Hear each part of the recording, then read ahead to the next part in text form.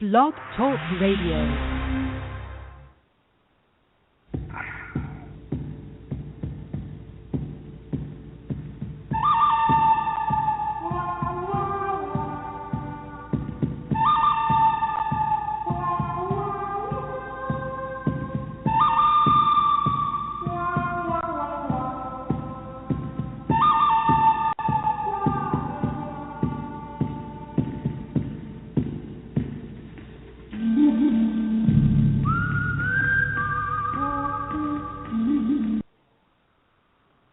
Good evening, ladies and gentlemen. We are live, and tonight we got our special guest here with us, Timothy Alberino.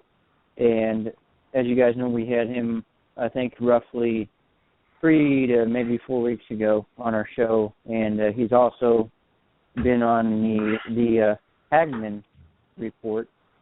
And what I find really interesting is, you know, we see so many things coming across our news headlines on a daily standpoint, but nobody really seems to be going in depth as to where it is going, and it's because they've did everything to keep themselves distracted. I mean, you get all this entertainment and all these things that they defy as fun, and why everybody's out there doing this. Their lives are being stripped from them. Why they're just they're tied up in all that. Anyways, I'd like to get right to it, Tim. Just give us a briefing on your current standpoint on what you would like to bring to the table tonight. I'll kind of just let you have the floor. Well, thank you, Clint. It's good to be with you this evening. I'll tell you what. I've been reading up on the Ebola situation lately, today, yesterday. Listen to the Dave Hodges program. Well, listen to the Hagman program from the other day with Dave Hodges, in which he was talking about some different situations, but particularly Ebola. And he dropped some really powerful bombs during that show in terms of information, connecting the dots to how the CDC is connected with the patents and for both the Ebola virus and for the vaccine that they're developing, which is probably already developed, and very powerful. If you haven't heard it, I suggest that people go and listen to that sometime. But this Ebola situation, I think, is the implications are more dire than what people realize. And I'm not even necessarily referring to the implications of Ebola itself. I'm referring to the implications of the vaccine. I believe that the Ebola vaccine is more dangerous than Ebola itself. What people don't understand, what we need to start to understand, is genetics. Because basically what a virus does is a virus infiltrates a cell, and it's carrying a payload of genetic information. It deposits that genetic information into the cell. The cell then incorporates that genetic information into the into the gene factory of the cell, and it begins to reproduce the virus inside of the cells, and that whole process is reproduced throughout the whole body. Well, what scientists are doing, what geneticists have been doing for years, is using viruses as vectors to carry genetic information. Basically, they'll empty out the genetic information that the virus is carrying, in most cases something that's dangerous, virulent to the human body, and they'll replace it with their own genetic information, their own base pairs that they want to incorporate into the human body or into an animal to bring about a genetic change, or into a plant. That's one of the ways that they used to do genetic engineering. They still do it that way to some degree, but they've gotten a little more sophisticated. The reason why I'm talking about a virus is because the Ebola virus the vaccine for the Ebola virus is going to work to a degree when it comes out. It's going to work because there's a lot of money invested in it. And so they need it to work, otherwise they're not going to make their money. And when I say there's a lot of money invested in it, it's Bill Gates, for example, just donated over $500 million to a vaccine for the Ebola virus. Now, what's really, really scary, if you've ever seen somebody die of the Ebola virus, that's scary enough. I mean, that'll keep you awake at nighttime, thinking about your family members, especially if you're like me and you have children, thinking about your children getting this horrifying virus where more than half the people who are contracting it are dying. I think it's somewhere around 80, 75 or 80% at this point, maybe even higher, because the virus is mutating.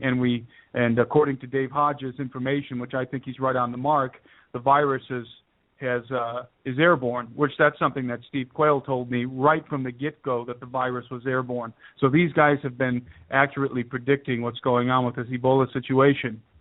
But what the point I want to make here, and the reason why I brought up the virus, how they use it to introduce genetic information into your body using a virus vector, is because, like I said, the cure, the vaccine for the virus is ultimately going to be more harmful to the human race than Ebola itself. As terrible as Ebola is, people basically bleed from every orifice on their body, including their skin, including their pores in some cases, and their eye and their tear ducts and everything like that. The virus, the vaccine, I should say, has the potential to modify humanity genetically on a global scale. I'm going to say that again. The Ebola virus is going to have the potential to modify the genetics of humanity on a global scale.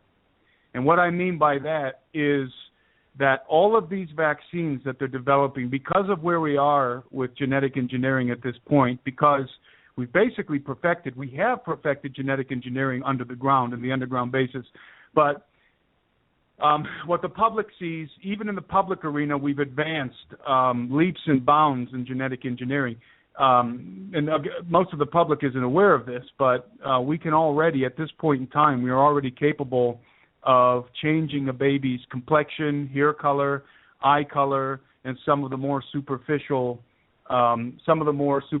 characteristics of the child while it's in the womb. We have that technology right now. So we've advanced far more than the public's aware in genetic engineering. Remember that Monsanto is one of the entities, one of the companies that's funding the vaccine. Bill Gates, Monsanto, and some other very suspicious corporations and groups of people are behind this vaccine, not to mention the CDC. So here's the deal. This Ebola vaccine, if they wanted to, and they do, but I don't know if they're going to implement this on a large scale yet, but I have a feeling they're going to begin.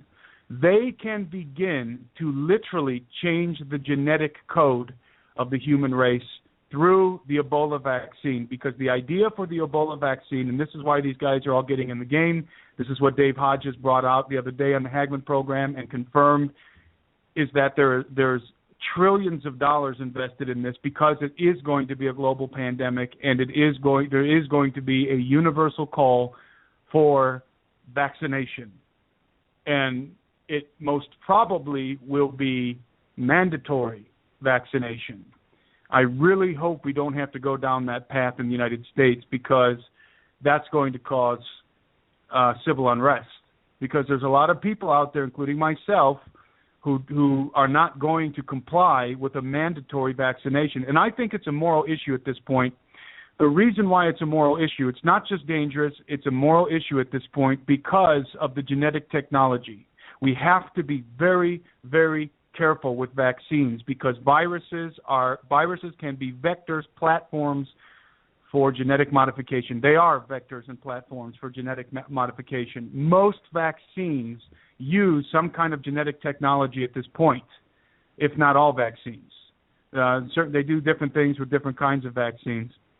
So I want you just to picture this, Clint.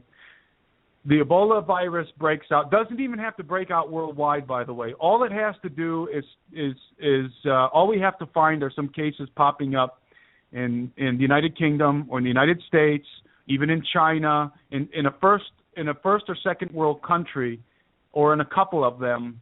If that happens, I'm sure it's already happening under the table, so to speak. But if it starts to get out of control and they can't hide it, and we start to find information on people contracting the Ebola viruses in first and second world countries, there will be it will be called a global pandemic, and there will be a call for mandatory vaccines on a global scale. That is a more frightening thought to me than Ebola, because you can contract Ebola. You can survive Ebola, by the way. The chances aren't that great, but you can. I think a healthy person might have a decent shot at surviving Ebola. But even if Ebola kills you, if you're obviously, I have a biblical paradigm. If you're a believer in Jesus Christ, then you die and you go to be with the Father. But if you take the vaccine, and the vaccine has the potential to alter your genetics, then something even more frightening than death can begin to happen. And that is a genetic alteration that begins to transform or replace your human trademarks, the genetic trademarks that make you human. Look, we as human beings, we are, and people have heard these figures cited probably many times, but we are 99 to 98% the same, similar in our genetics to a chimpanzee, about 97% the same to a gorilla. We're 85 to 92% the same in terms of genetically speaking, or similar, as a mouse, 44% to a fruit fly, 26% to yeast, and 18% to plants. That means that the totality of our genome, which is all of the genes collectively, all of the base pairs and genes collectively makes up our genomes, divided into the 23 analogous pairs of chromosomes that we have. When you add all of those together and you compare it with that of a chimp's, we're 98 to 99% the same genetically. And the reason why I'm saying that is just to show you that, and even though that represents millions of base pairs are the individual rungs on the genetic ladder, even though that represents millions of base pairs, it still goes to show you that it doesn't take too much genetic engineering to fundamentally change our species. And again, Ebola is a very scary disease. It's a horrifying disease. It's one of the most horrifying diseases out there. But genetic alteration on a mass scale, on a global scale, to me, is far more horrifying, because I believe it has eternal ramifications for the human soul. We have a Redeemer in Jesus Christ who came, was born of a virgin, the Bible says he became like us in every way. That means he became a human being. That's why he called himself the Son of Man. He was always the Son of God. He became the Son of Man. And Jesus died for us, for our race, for the human race, for the genetic human race. He became us. He paid for our, let's say it this way, he rectified our condition, the condition of sin and death, on the cross with the shedding of his blood, so that, listen to me, the human race can be rectified to the Father, can be restored to the Father. The human race, not a hybrid race. Jesus' death on the cross does not rectify fallen angels to the Father. It doesn't rectify non-human entities to the Father. It rectifies the human race, exclusively the human race to the Father. So we have to be careful.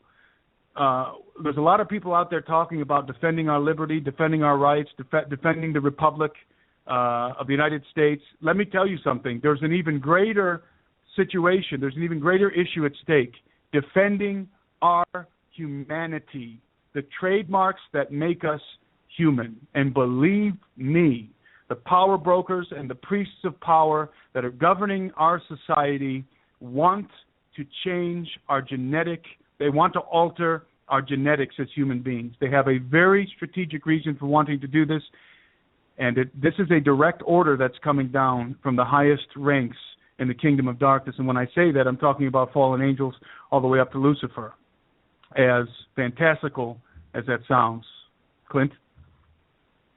Oh, absolutely. And I couldn't agree any more. I mean, that sums it up. That really does. And, you know, that's one of the things that I address often during our shows is those fallen angels, those 200-plus fallen angels. that God had cast out of heaven. They have not went anywhere, and they are still here, and they have one goal, and that is to keep everyone too distracted to make sure that they don't know the truth. Meanwhile, they'll be taking everything from them. You know, they give you all these technologies and these machines and these devices that you have that, you know, keep your everyday life busy and too distracted on, you know, the sole purpose of being human.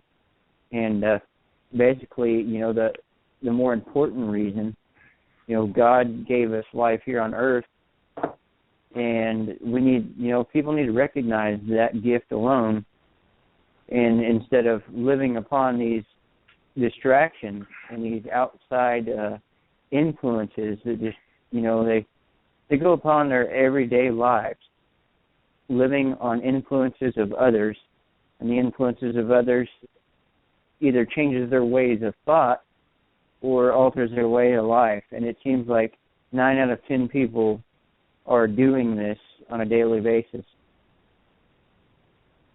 That's right. And while people are busy with their iPhones and with their Facebook and their Twitter and all these other meaningless, trivial distractions, the priests of power behind the scene are getting ready to hatch a plot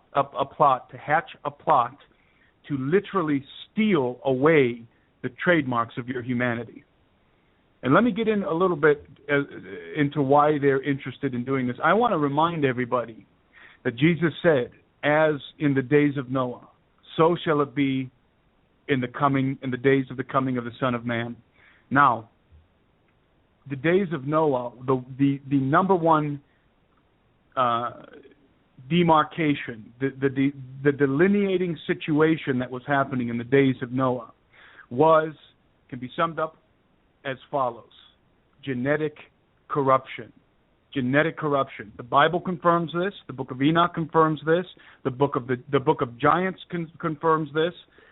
That not only did these angels fall in Genesis 6, they came down in the days of Jared, whose name, by the way, means shall come down. Came down in the days of Jared, and they basically had intercourse with women. They took wives from the sons of men, and they had intercourse. And as a result, they created progeny for themselves. And the progeny that these women, the children that these women bore, were superhuman. They were part human, part angel. The Book of Enoch says that they were primarily angel, but they were part human, part angel. And they happened to be giants. They happened to be very large. They were very powerful, very large, very intelligent, and they were probably interdimensional because they retained many of the capabilities of their fathers, of the fallen angels, of the 200 Watchers specifically. And so, but these, according to the Book of Giants, which I'm doing an analysis on right now, the Book of Giants says that these Watchers chose for themselves different species of animals. Besides the women, they chose for themselves different species of animals, including donkeys and other animals that are named specifically in the Book of Giants, which is fragmented, so we don't have the whole story, but we have bits and pieces. And they purposely had intercourse, sexual intercourse with these animals in order to breed what the Book of Giants literally calls monsters. They purposefully generated monsters. They fathered monsters, monstrosities, half human, half whatever. I personally think that the dinosaurs came as a result of this, but that's neither here nor there. The point I'm making is this: like I said, what is the defining issue of the days of Noah? The defining issue of the days of Noah is genetic corruption. We cannot allow ourselves to be distracted, like you were saying, Clint, to the degree that we do not understand the times in which we live. You will not understand the times in which you live by watching TV or playing video games or being on Facebook, because most of what's happening is happening below the radar, so to speak. It's not all of it's happening in secret. Much of it is happening in plain sight, but it's not being publicized on a daily basis like the lives of celebrities or the activities of Justin Bieber or something like that, or the NFL players that are punching their wives in the face and smoking weed and whatever else they're doing. Those things are meaningless. They're trivial. But when we talk about genetics, we are literally talking about the power, the ability, the capability right now reinstitute the cause of the flood.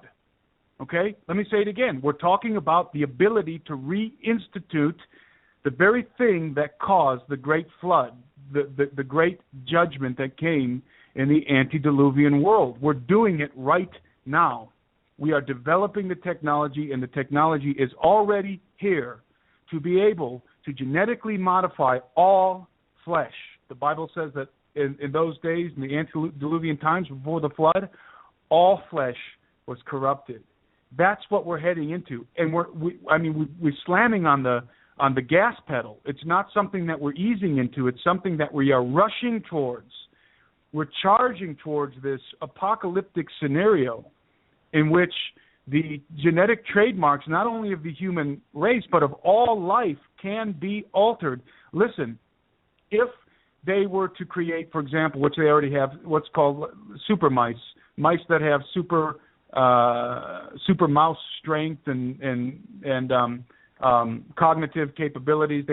They've been able to engineer smarter mice, faster mice, stronger mice, just like they're doing with super soldiers with human beings. They started with animals. They started with mice because, again, mice are 85 to 92% similar to us genetically. So what if they genetically modified a bunch of these mice, okay? This is just to give you an example. Let's say they genetically modified 1,000 of these mice, okay? And they released them into the wild. Well, when these super mice procreate, guess what? They pass on a lot of those genetic trademarks. They pass on a lot of those genetic markers. A lot of that stuff is inheritable that they're doing. We know that that's the case with Monsanto's genetically modified plants. We know that's the case with there are insects right now that have been eating those genetically modified plants for years and years. Some of those plants were modified so that they would be poisonous to the insects. But what's happening in nature is that those insects, their bodies are adapting to that genetic change, and they're becoming basically their species are slowly being altered in the wild in adaptation to the genetically modified food that they're eating. And so if we were to, going back to this scenario, if we were to release 1,000 genetically modified mice, super mice, into a certain area, they could, theoretically speaking, procreate more genetically modified mice. Now take that on a human scale. What if all of these vaccinations that we've been taking for years and years and years, those people out there who've been taking them, are slowly changing our genetics? Well, what happens is generation after generation, you get a gradual modification of the human race. And then every now and again, what they're going to start to do, I believe starting with this Ebola virus, you get a larger chunk of genetic modification that's just adding onto the modification that's already been happening on a gradual pace, at a gradual pace, if that makes sense to you. So in other words, what I'm trying to point out to everybody is how easy it is to corrupt all flesh. We're certainly corrupting the flora world. We're certainly corrupting the plants and the crops of this planet. Before long, you won't be able to find indigenous corn. Before long, you won't be able to find indigenous potatoes, indigenous rice, especially at least in the United States, but even all over the globe, because it's like a domino effect. Once you get that thing rolling, it just begins to saturate. It begins to move through nature like a tidal wave. That's why God had to destroy the world with a flood and reset everything. Why didn't he just reset the human race?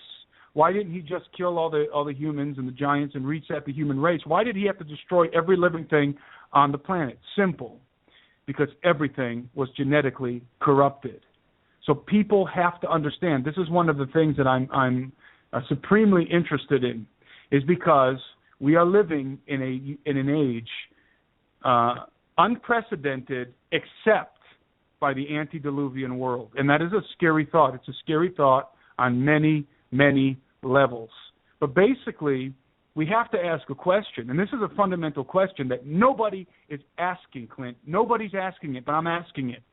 I'm asking it because it is one of the most important questions that we can ask at this point.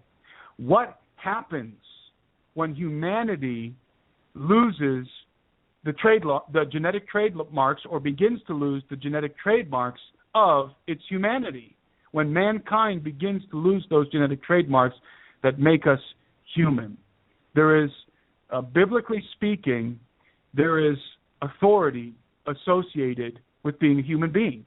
That's clearly defined in the Bible. It's defined pre-flood and it's defined post-flood. It's defined pre-flood in the Garden of Eden, when God creates the human race in his own image. The expressed image of God, by the way, is the Son of God. So we were literally created in the image of Jesus Christ. He is the blueprint of the human race. And we were created human. We were made to be human beings, a very specific, unique species on this planet. So when we were created as human beings, we were given a realm and a scope of authority and dominion. And that is, again, very clearly delineated in the book of Genesis. We are told to subdue the earth, to take dominion, or to have dominion. We were given dominion of the face of the earth. We were given dominion over the birds and the beasts of the fields and the fish of the sea. That's not just flowery language. That's not just some kind of a metaphor. That's literal. The human race has legal rights, legal authority to have dominion of this planet. Understand that. Our race, our genetic species, has been given, endowed by God, with the right, bestowed with the responsibility, the privilege of having dominion over this planet. But understand this, it is the human race in which that authority resides. You understand what I'm saying? Oh, absolutely. 100%. It's the human race. You know, that has a lot to do with the basis of the kind of information that we really try to push to get out there to people. You know, this isn't, out of all things that is talked about on these both alternative media and these these television shows where they try to talk about history and everything, this should be one thing that is addressed out of all that, because it's so important. And there is no other important. That's right. And I'm an implications guy. I always think in terms of implications. And I have a philosophical mind, and I think in terms of implications. So what are the implications then if the human race, with the God-given authority to govern, to have dominion on this planet, loses the trademarks associated with that authority? What I mean by that, it was the human race that was given that authority. The human race that was to take dominion, was given the mandate to take dominion. By the way, we're not just talking about believers in Jesus Christ. We're talking about our species. The human race was given authority, both the wicked and the righteous together as a race, as a people, were given the authority, the dominion of the planet. And it was reiterated after the flood with Noah. So God reestablished it. He reestablished it after the flood. With Noah, he gave the same mandate to Noah and his descendants, that he was to take dominion of the earth. That is a mandate. You want to know why that's a mandate?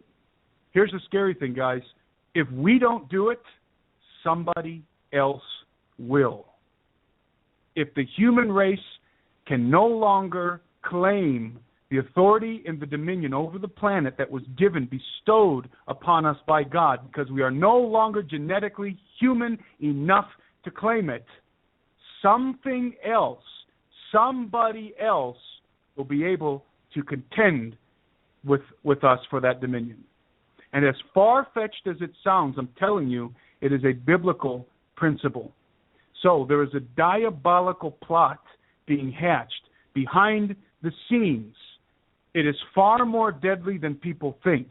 There are a myriad, listen to me closely, there are a myriad of entities living in the earth, inside of the earth, entities that are living inside of other planets, not on the surface, but inside of them, within them, underneath the ground.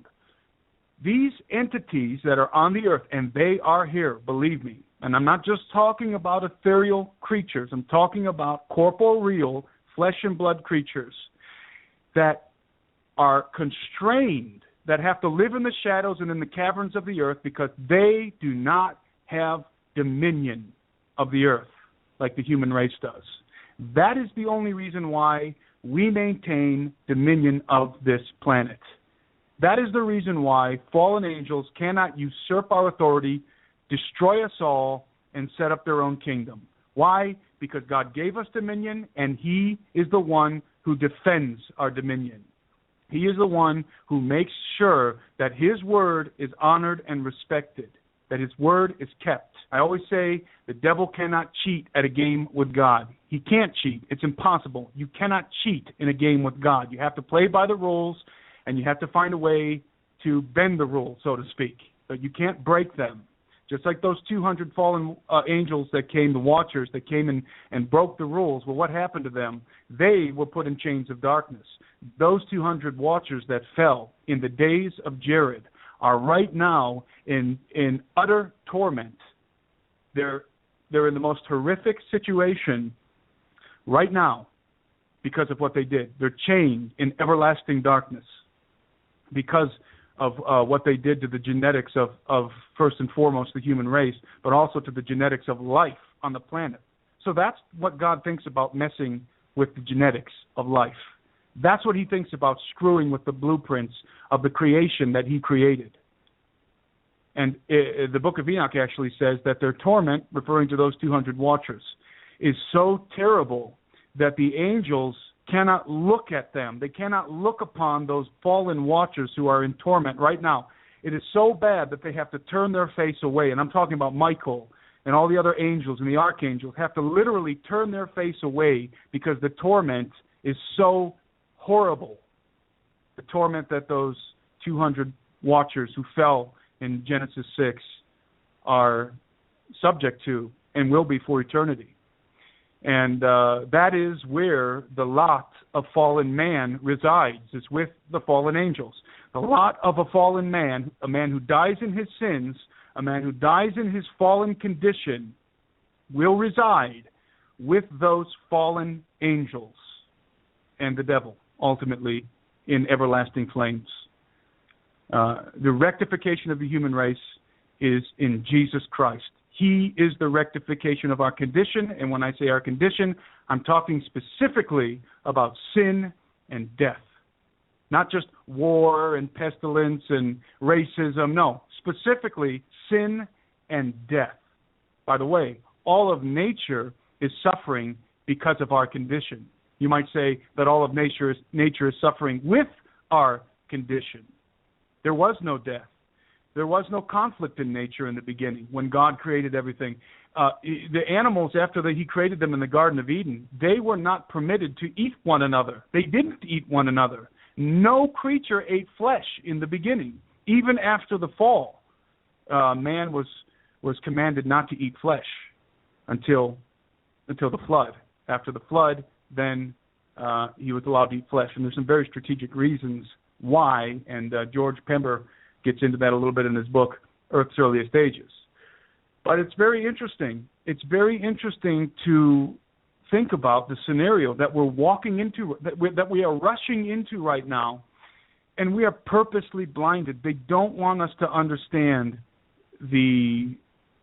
They don't want us to understand that part of the great plot, part of this this great design that they've been manufacturing, this great conspiracy that they've been manufacturing behind the scenes, is literally to restore the earth to the way it was, or something similar, in the antediluvian world. They call that the Golden Age. They say that's when the gods mingled with men, and that you had these god-men walking around, which is true, and they were vastly more intelligent. They were superior to us in every way. They had superior technology.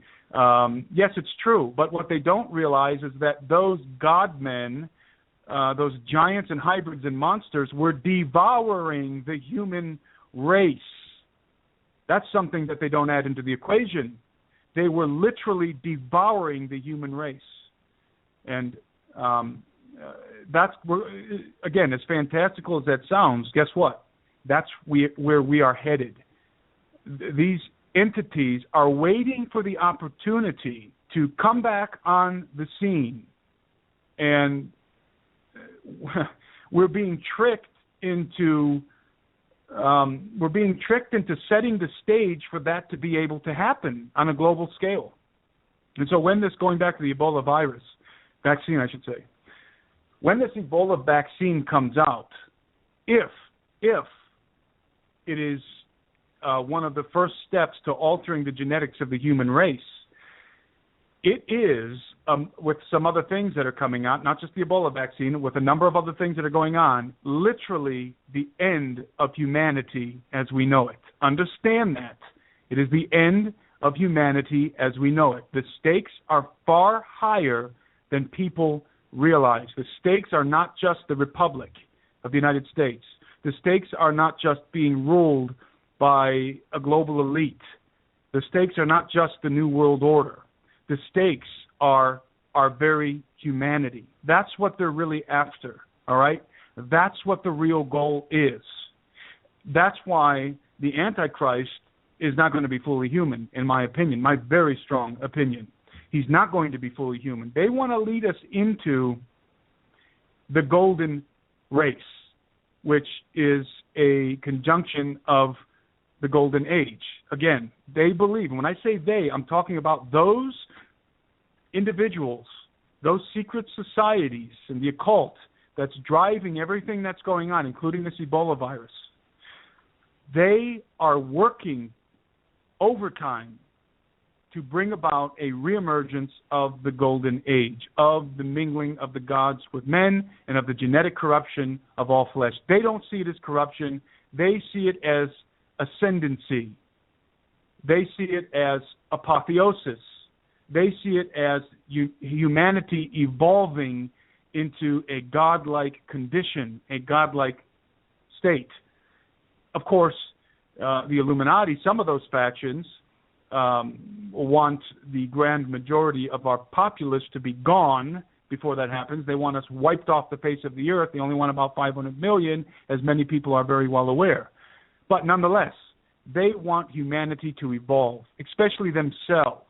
But even if they think that it's only going to be themselves, then they may be laboring, hear me out, they may be laboring, and I'm talking about the Illuminati, they may be laboring under the delusion that only they themselves are going to transcend and evolve. They may be thinking that they're going to succeed in their plan and they're going to wipe out 500 million people off this planet. That is surely what many of them are working towards. There's different factions, but that's for another program.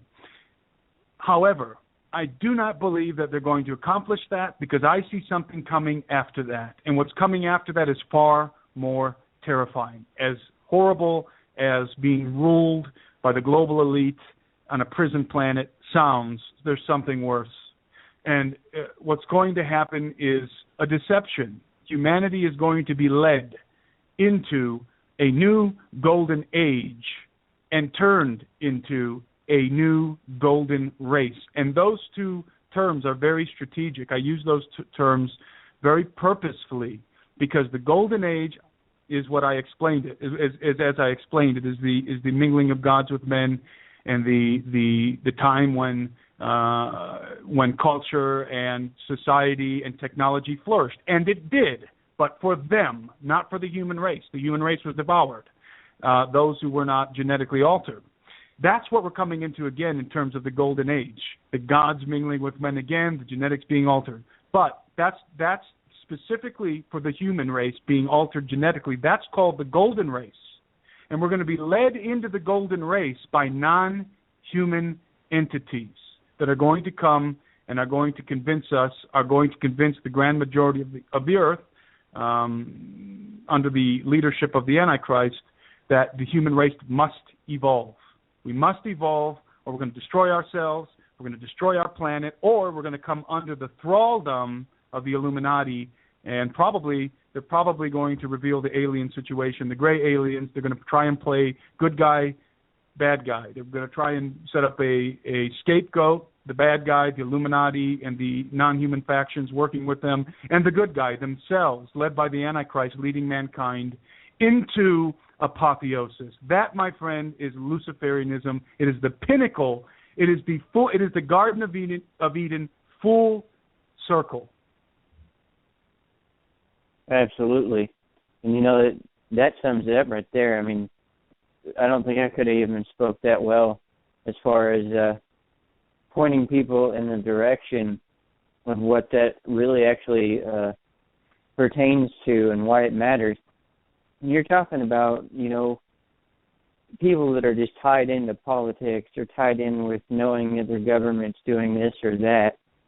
And, the more me and you and others are starting to look at it, we're starting to see, this whole government scenario and this whole leadership is all nothing but an implementation to keep people following it. And it's then when you realize this, you stand back and see where it's headed. And I tell you what, it does not look good. And like you said, we are headed into that golden era again. And back before the Great Flood, people on this earth, there was normal people, and there was, like you had referenced earlier, hybrids and extra-dimensional beings, if you would, and all these sophisticated technologies and altercations of not only human, but the entirety of life on Earth. And that's when some guy that they called crazy built a giant ship, and God told him to take the creatures of the earth and put them on that boat, and everybody thought he was crazy. And lo and behold, the rest of them were swallowed in the abyss. And it just goes to show, if somebody like that comes in our time, and I look for it to happen, maybe not in the near future, but somewhere nearby, that we're going to see people like that rise again.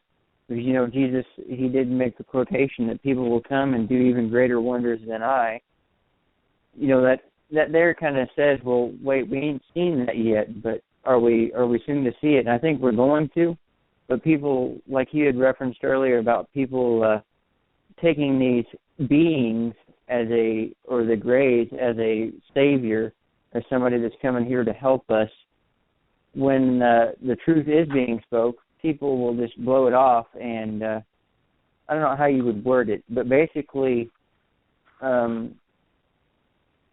disgrace of what you're saying, just the way they did Jesus. And you're going to see a lot of that, where Jesus himself said that many men will face trials, and even some of us put to death for his name's sake.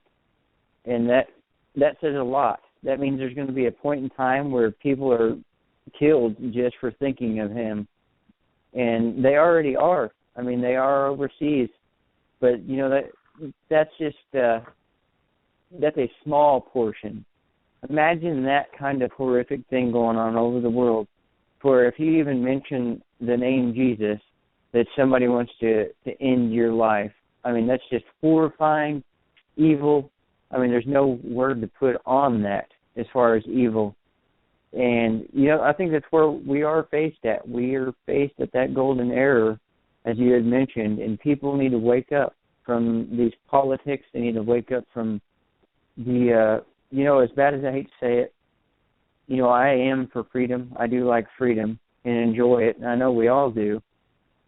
But as far as trying to correct the powers that govern us or that are supposedly our leaders, that we ourselves gave power to because we were just too dumb to see it, I guess, those on the scene, as important as a lot of you out there might think that they are just one big, I don't know what would be the best way to put this, an illusionary tactic to keep you from realizing what is fixing to happen. And if you're not aware of this, these coming times, I don't even know how many of them are human at this point, Clint. I don't even know how many of them are human at this point, Clint. Now, that sounds like a excessively fantastical thing to say. But listen, first of all, I want to make a point. You mentioned the Noah and the ark and God bringing the animals. Isn't it interesting that God himself brought the animals? God made sure to go and gather animals that were not corrupted genetically. This is a very, very, very serious issue to God. He does not like when we play with the blueprint of life. He doesn't like it. It makes him extremely angry, and we ought to fear God and God's wrath more than all the demons in hell and Illuminati and everybody else combined. You don't want God as your enemy. You're better off having Satan as your enemy than God. You're better off having 1,000 Satans as your enemy than God. And that's exactly what we're doing. We're making God our enemy, not those of us who are believers in the Lord Jesus Christ and have received the testimony of his Son, but the human race collectively that is basically slapping him in the face and altering the genetics of life on Earth. And listen, there's people who are going to listen to this or are going to listen to the rebroadcast of this show who are going to roll their eyes. They're going to scoff. They're going to say that's ridiculous.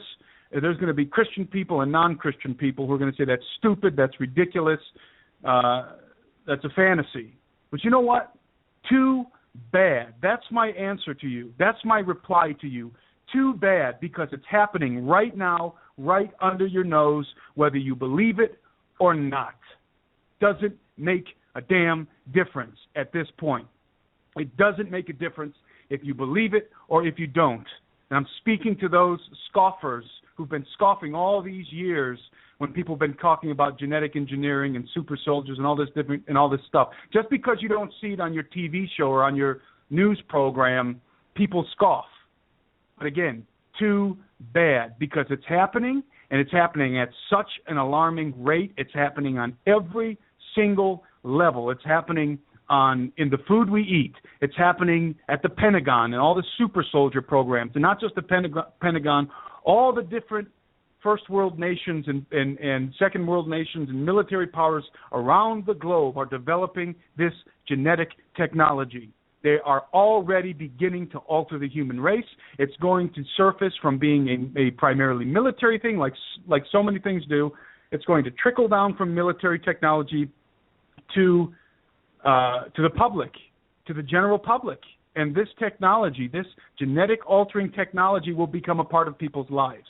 And all the while, we're just going to be continuing to spit in God's face. To spit in God's face. Listen, the first time we did it, the first time the human race did it, a flood came. The Bible tells us the second time it's going to be fire and brimstone. That's what this is all culminating towards. That's where this is all going. It's going to literally go down in flames. Humanity is engineering its demise right now.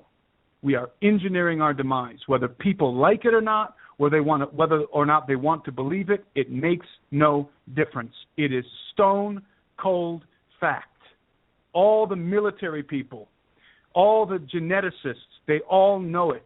Humanity is being fundamentally altered, along with the various species on the planet, the various different species on the planet. Now, you said something that I want to definitely talk about tonight, which is people have to understand. And again, this is something that people are going to think that I'm crazy and that I'm off my rocker. It doesn't matter. It doesn't matter because it's real and it's happening.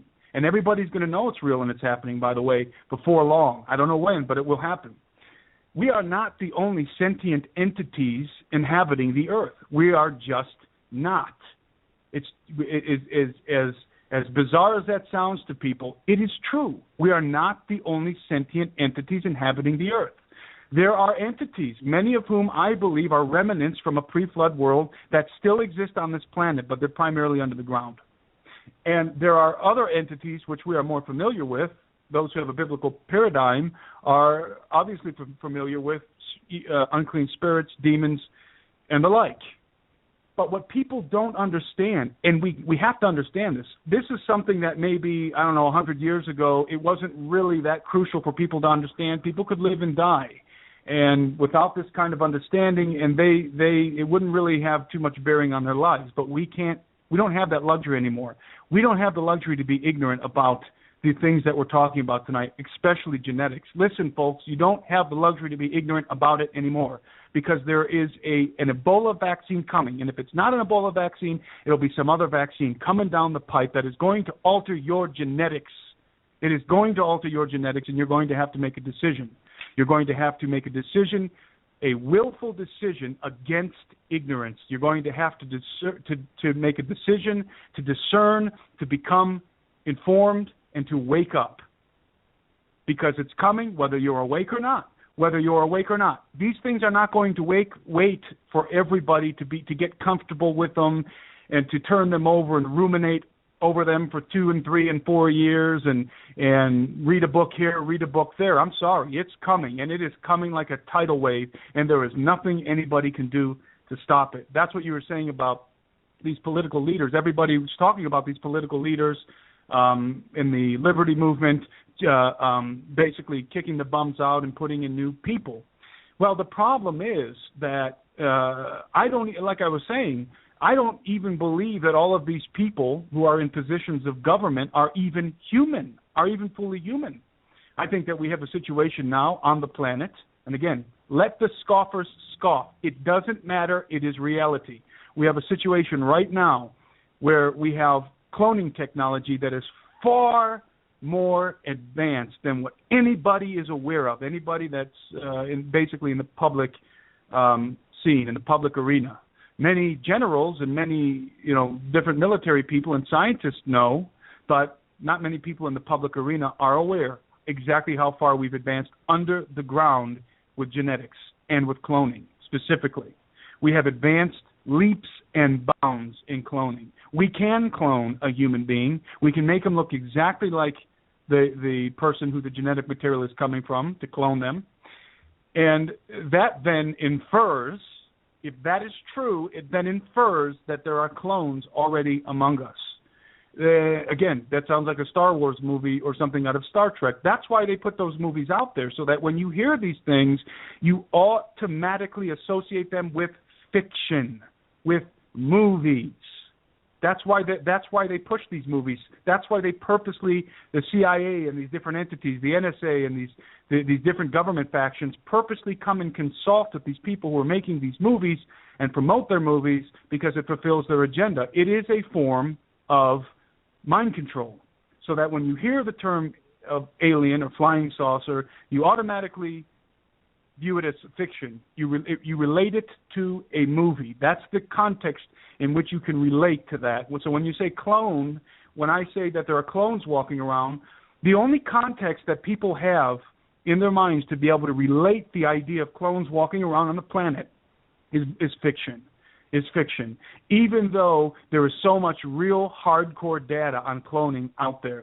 They're cloning things like crazy right now.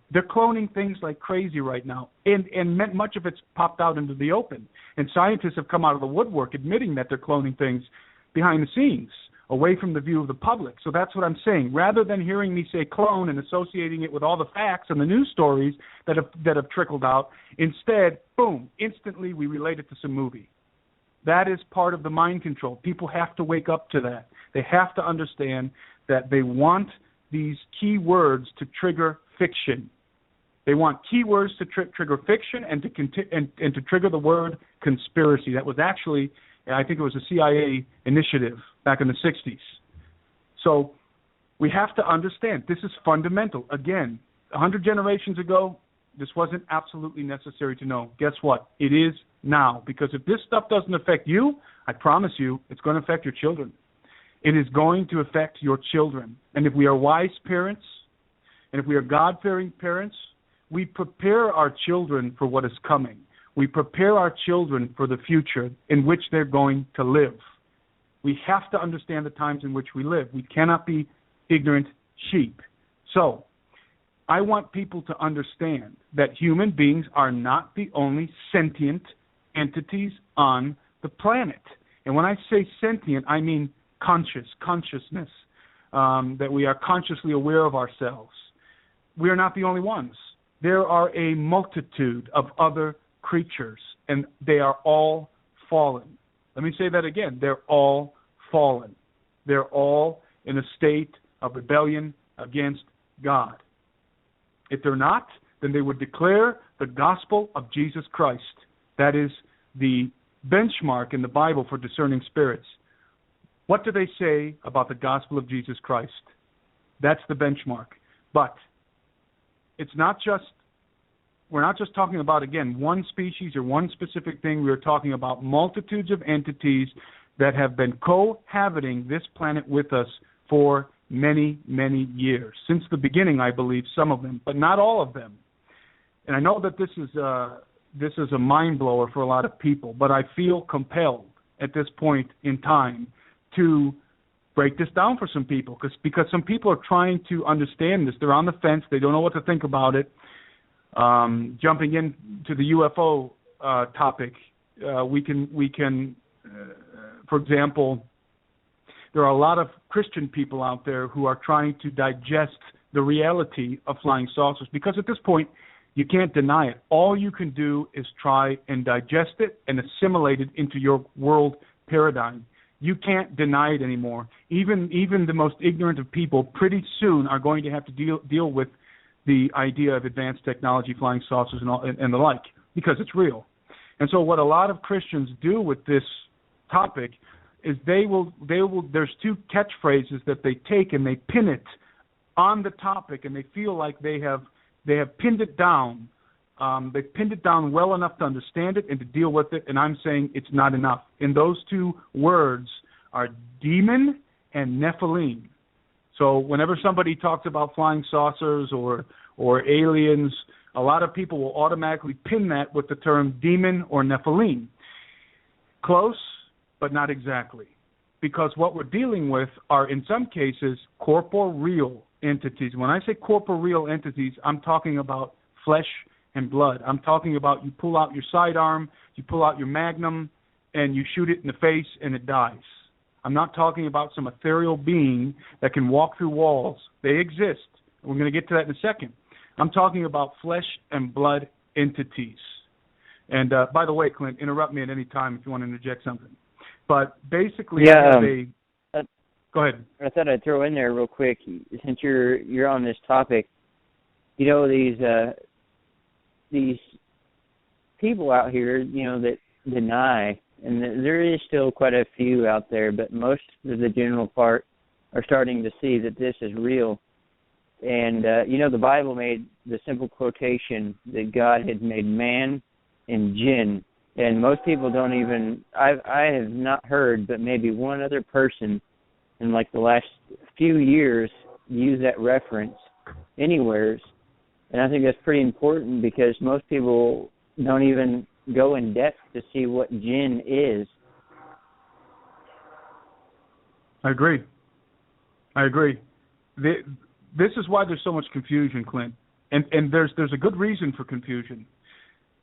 The confusion, in many cases, even for people who are researching this topic, and by topic I mean UFOs and non-human entities, okay?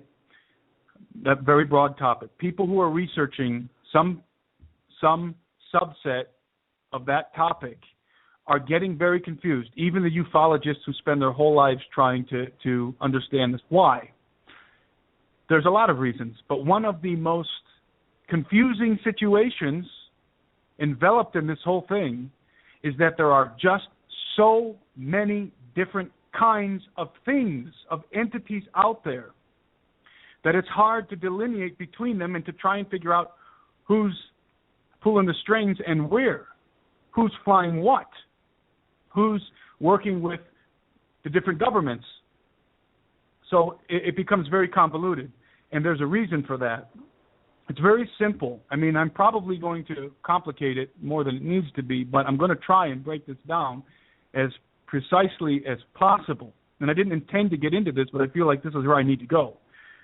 Listen, this is my postulate. I think it's more than a postulate. I think it's more than a theory. I think it's borne out in Scripture. I think it's borne out again in the book of Enoch, in the book of Giants, and also by the work of many, many men such as Steve Quayle, Tom Horn, and many others who've done work on this subject, is the idea that all of this is based in, actually I shouldn't say all of it, I should say most of this has its roots in Genesis 6. A lot of people can understand that. That's good. A lot of people can start there. Some people can't. Those people who can't understand, those people who cannot accept Genesis 6 might as well turn this broadcast off. Because let me tell you something, you're way behind if you can't get Genesis 6. You have to get it, and you have to get it now. Genesis 6 is the Rosetta Stone, as Steve Quayle often says. Genesis 6 is the Rosetta Stone to understanding so much of what's happening right now. It's not the end all to understanding. Really, the whole context of the Scriptures, and especially the gospel of Jesus Christ, is the end all to understanding what's going on a very broad scale. But Genesis 6 is a Rosetta Stone to discerning, to understanding what's going on. But you can't stop at Genesis 6. I think it also takes one to factor in the pre-Adamic world to pin some of this down. However, let's just start with Genesis 6. Let's start with the Bible school understanding. And even for those who aren't believers who might be listening to this broadcast, this is a pretty much general understanding that the majority of the populace of the human race currently has, except for hardcore atheists who are just ignorant idiots, who are willfully blind, ignorant idiots. So what I'm referring to is the existence of what people call archons. They call them archons or angels, whatever. Basically, they are superior beings that are of a higher order than mankind. And the Bible confirms this. The Bible says that we, the human race, were created a little lower than the angels. So the Bible confirms this. There are beings above us in the hierarchy, and that definitely refers to, that hierarchy definitely has a bearing on capabilities. Understand that. We're talking about capabilities. Although I believe Adam, the father of our race, had many more capabilities than we do now. I think that the original human being was indeed very wonderful. However, not so much anymore. We've fallen very far since the Garden of Eden. But there may be certain things latent in the human race, leftovers, things that still remain in our genetics, capabilities that we don't realize are there, which, by the way, can be very dangerous to tap into those, because once you do, you're playing on a new level. You're playing on a new level. Folks, listen to me. If you try and tap into some of that latent stuff through transcendental meditation and all this occultic stuff, you're going to end up getting on a playing field where you can't contend. And what I mean by that is you start to awake to things that you can't deal with. There's other entities on those levels. There's other realities there that literally and frankly will drive you nuts, okay? Because those kind of abilities have to be tempered with wisdom. And anyways, that's a whole other subject. But let me get back to this issue of archons, of angels, all right? I use the word archon and angel interchangeably. Obviously, the word angel is a very generic term. It refers to, it means basically messenger. It refers to not one specific kind, but a grouping, a very broad grouping of entities that are called angels. So angels can come in many shapes and sizes and with different capabilities. The Bible names some of them. The Bible names archangels. The Bible actually does name watchers, not just the book of Enoch, by the way. The Bible, in the book of Daniel, identifies a class of angelic entities called watchers. So there's watchers, there's archangels, there's angels of different hierarchies. They have different responsibilities. They certainly have different capabilities. So those are angels, and again, angels and archons. I'm using those words interchangeably. Some people actually call those ethereals. In other words, these are entities that can basically reconfigure their molecular structure. They can walk through walls. They can disappear. They can morph and make themselves look like human beings or animals or whatever. And we know that that's the case because the Bible tells us that that's the case. The Bible tells us that we could be entertaining angels unawares. So, in other words, angels can look like us. They might look like us anyways, but they can appear to be very human to the degree that we can't tell that they're angels, that they're non-human. So most people are very familiar with that idea, angels, archons, these ethereal beings, okay? Let's call that the top of the ladder, so to speak, okay? Obviously, Jesus, the Son of God, and God the Father are in a different category. They are the creator. Jesus is the maker. He's the creator, so he's not even in a category. So I'm referring to created beings, okay? So we have archons, we have angels, which are the same thing, which are also called ethereals. Those are at the top of the ladder. And I'm going somewhere with this. So people who want to get some understanding, and I'm not boasting, I'm just telling you, I'm going to give you a biblical paradigm that most people don't think about. This will unlock for a lot of people who've been doing research on these subjects, on ufology and on demonology and all this kind of thing. This is going to give you a key. This is going to allow you to unlock certain things that have been elusive, certain understandings that have been elusive to you because most people don't think in these terms, okay? So at the top of this, imagine a ladder of a hierarchy. At the top of this ladder of hierarchy are angels in terms of created beings, the very general category of angels. Okay, we're just going to deal with general categories.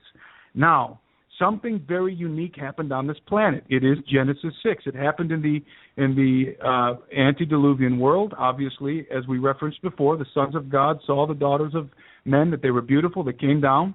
They violated the law of God. They made a pact between each other. There were 200 of them. They purposely plotted to violate the law of God. They made a pact. They came down. They knew there would be consequences. They chose to do it. Why did they do it? Very simple. Lust and the desire to have children. That's what the Bible tells us, and that's what the book of Enoch tells us. It's very simple. They lusted after the women. Whether people can accept that or not, it doesn't matter. It's true. And they wanted to have children. They wanted to progenerate children. So they came down in the days of Jared.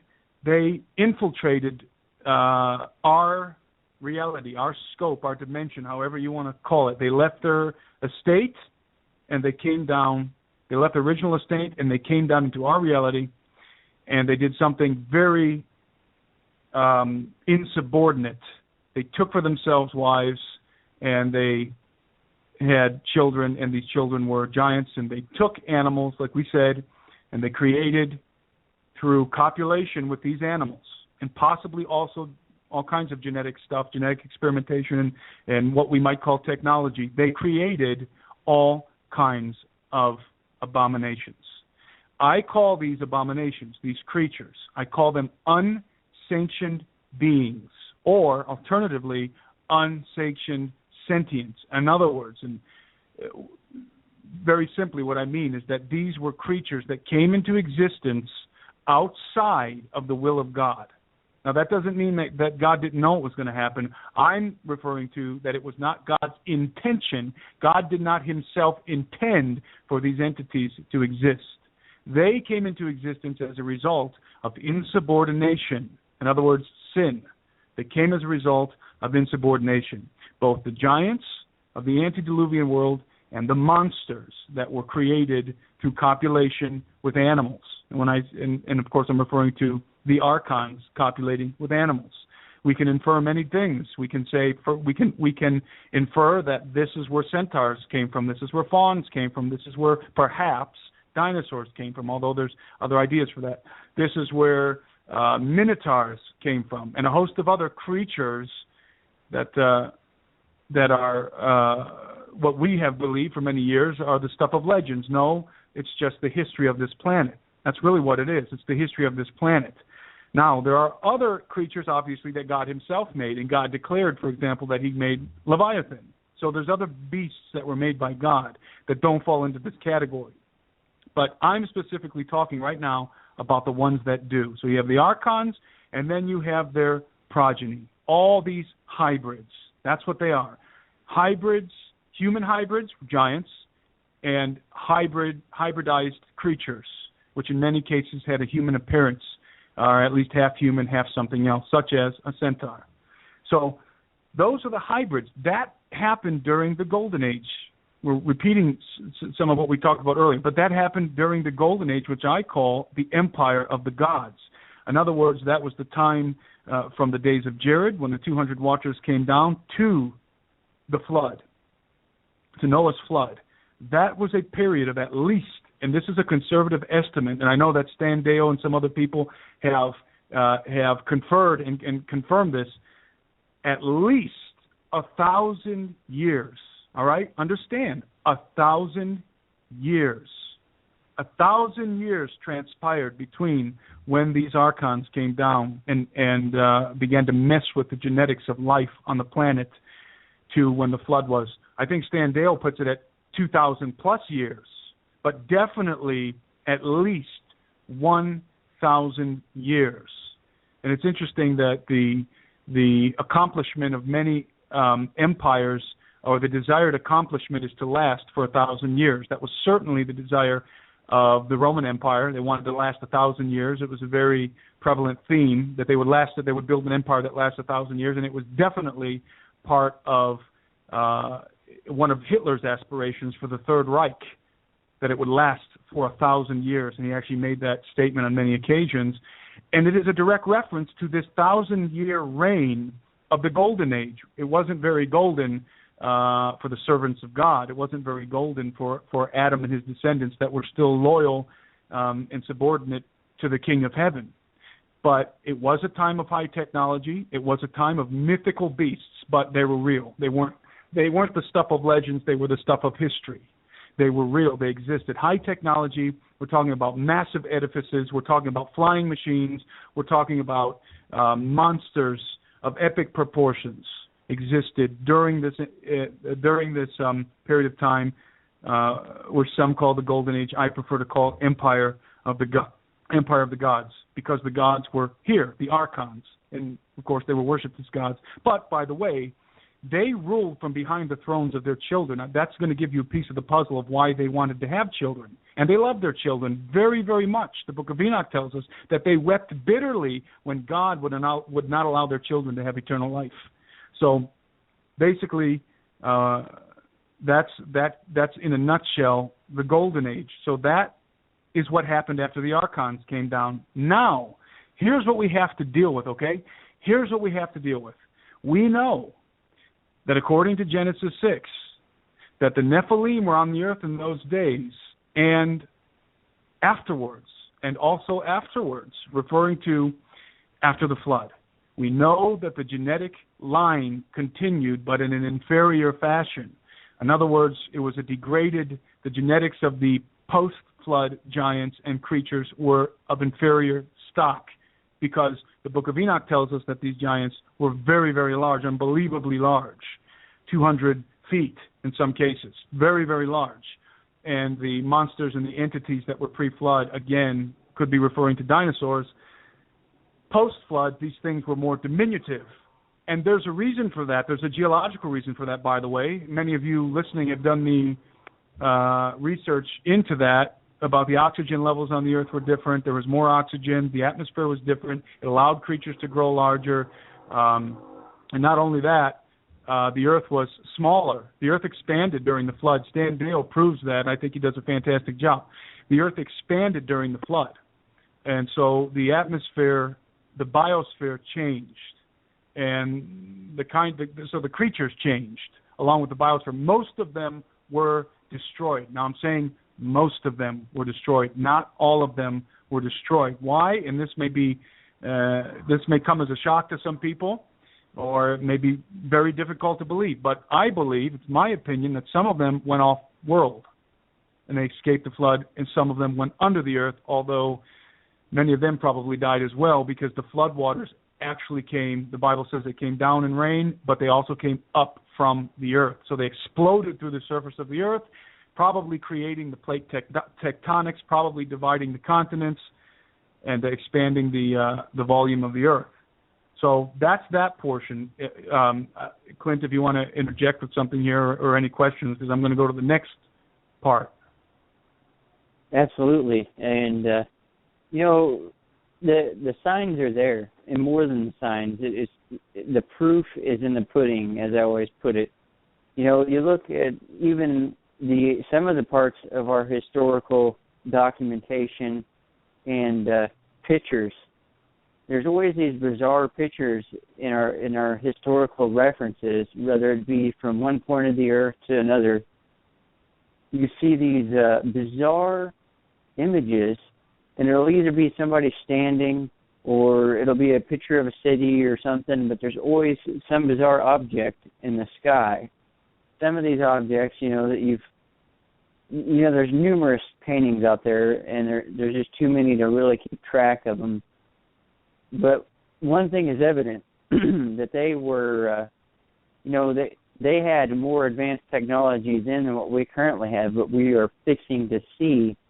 And, like you had put in reference earlier, there's a lot of this stuff that's underground and being kept under cover that many of us know about, probably even me. I mean, we already know that they have the Stargate technology and the teleportation of objects, if you would, by the breaking and splitting of their matter, if you would. I'm not sure how you would put that in a scientific term.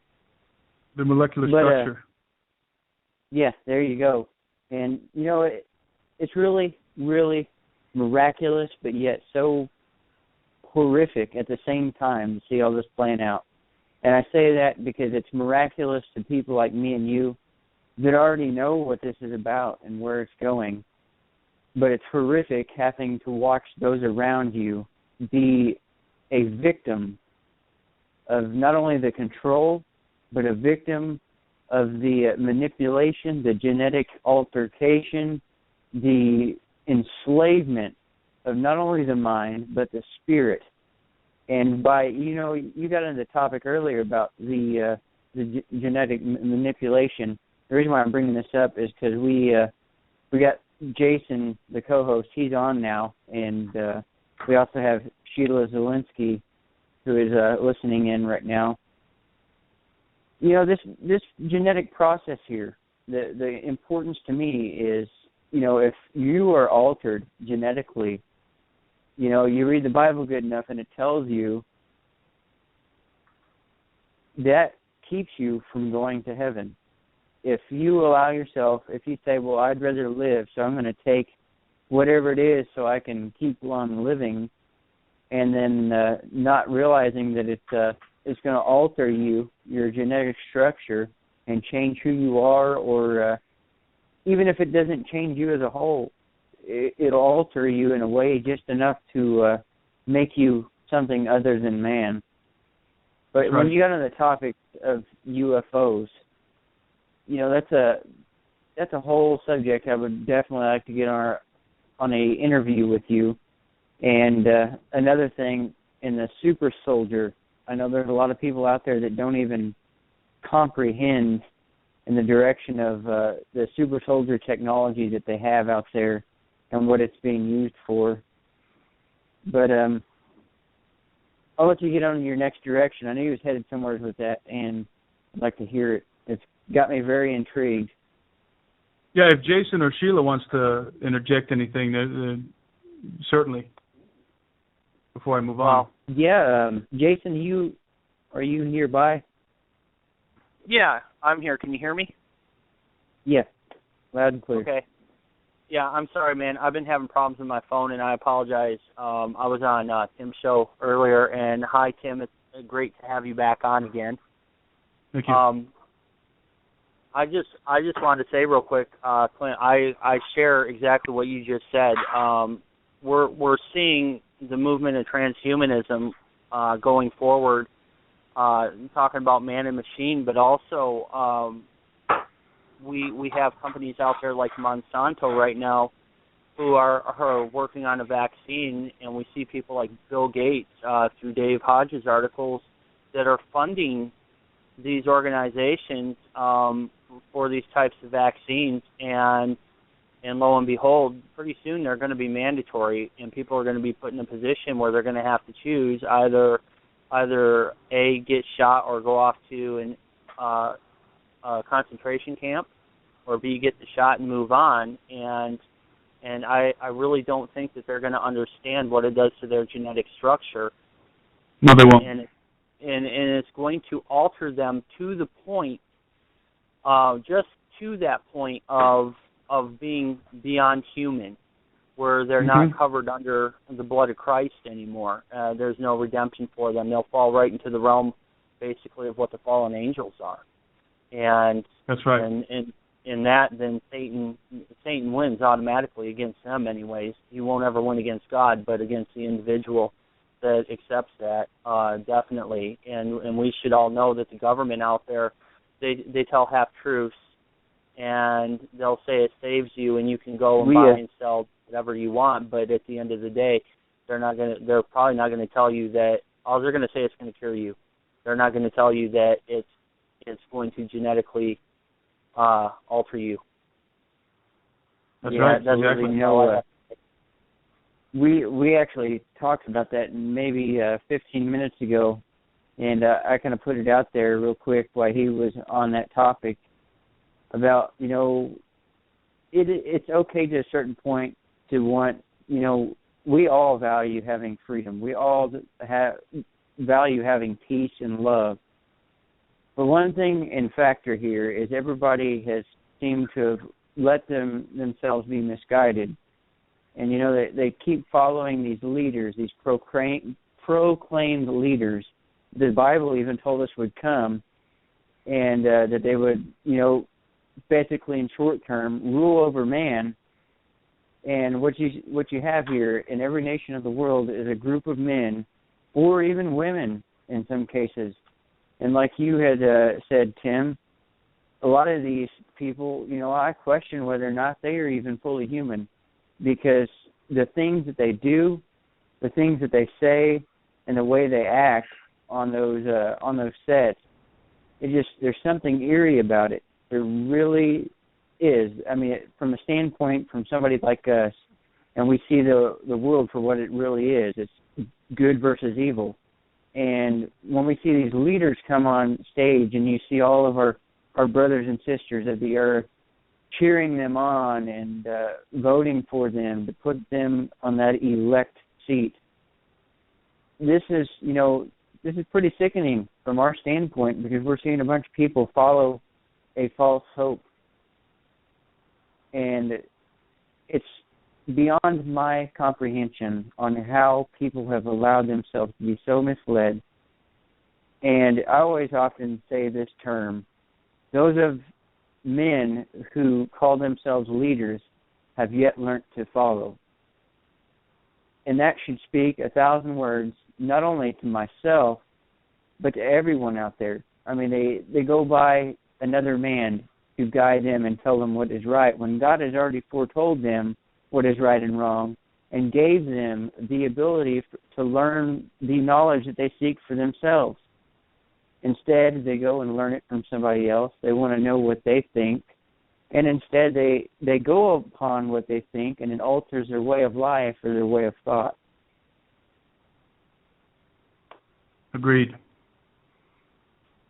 Yeah, I think that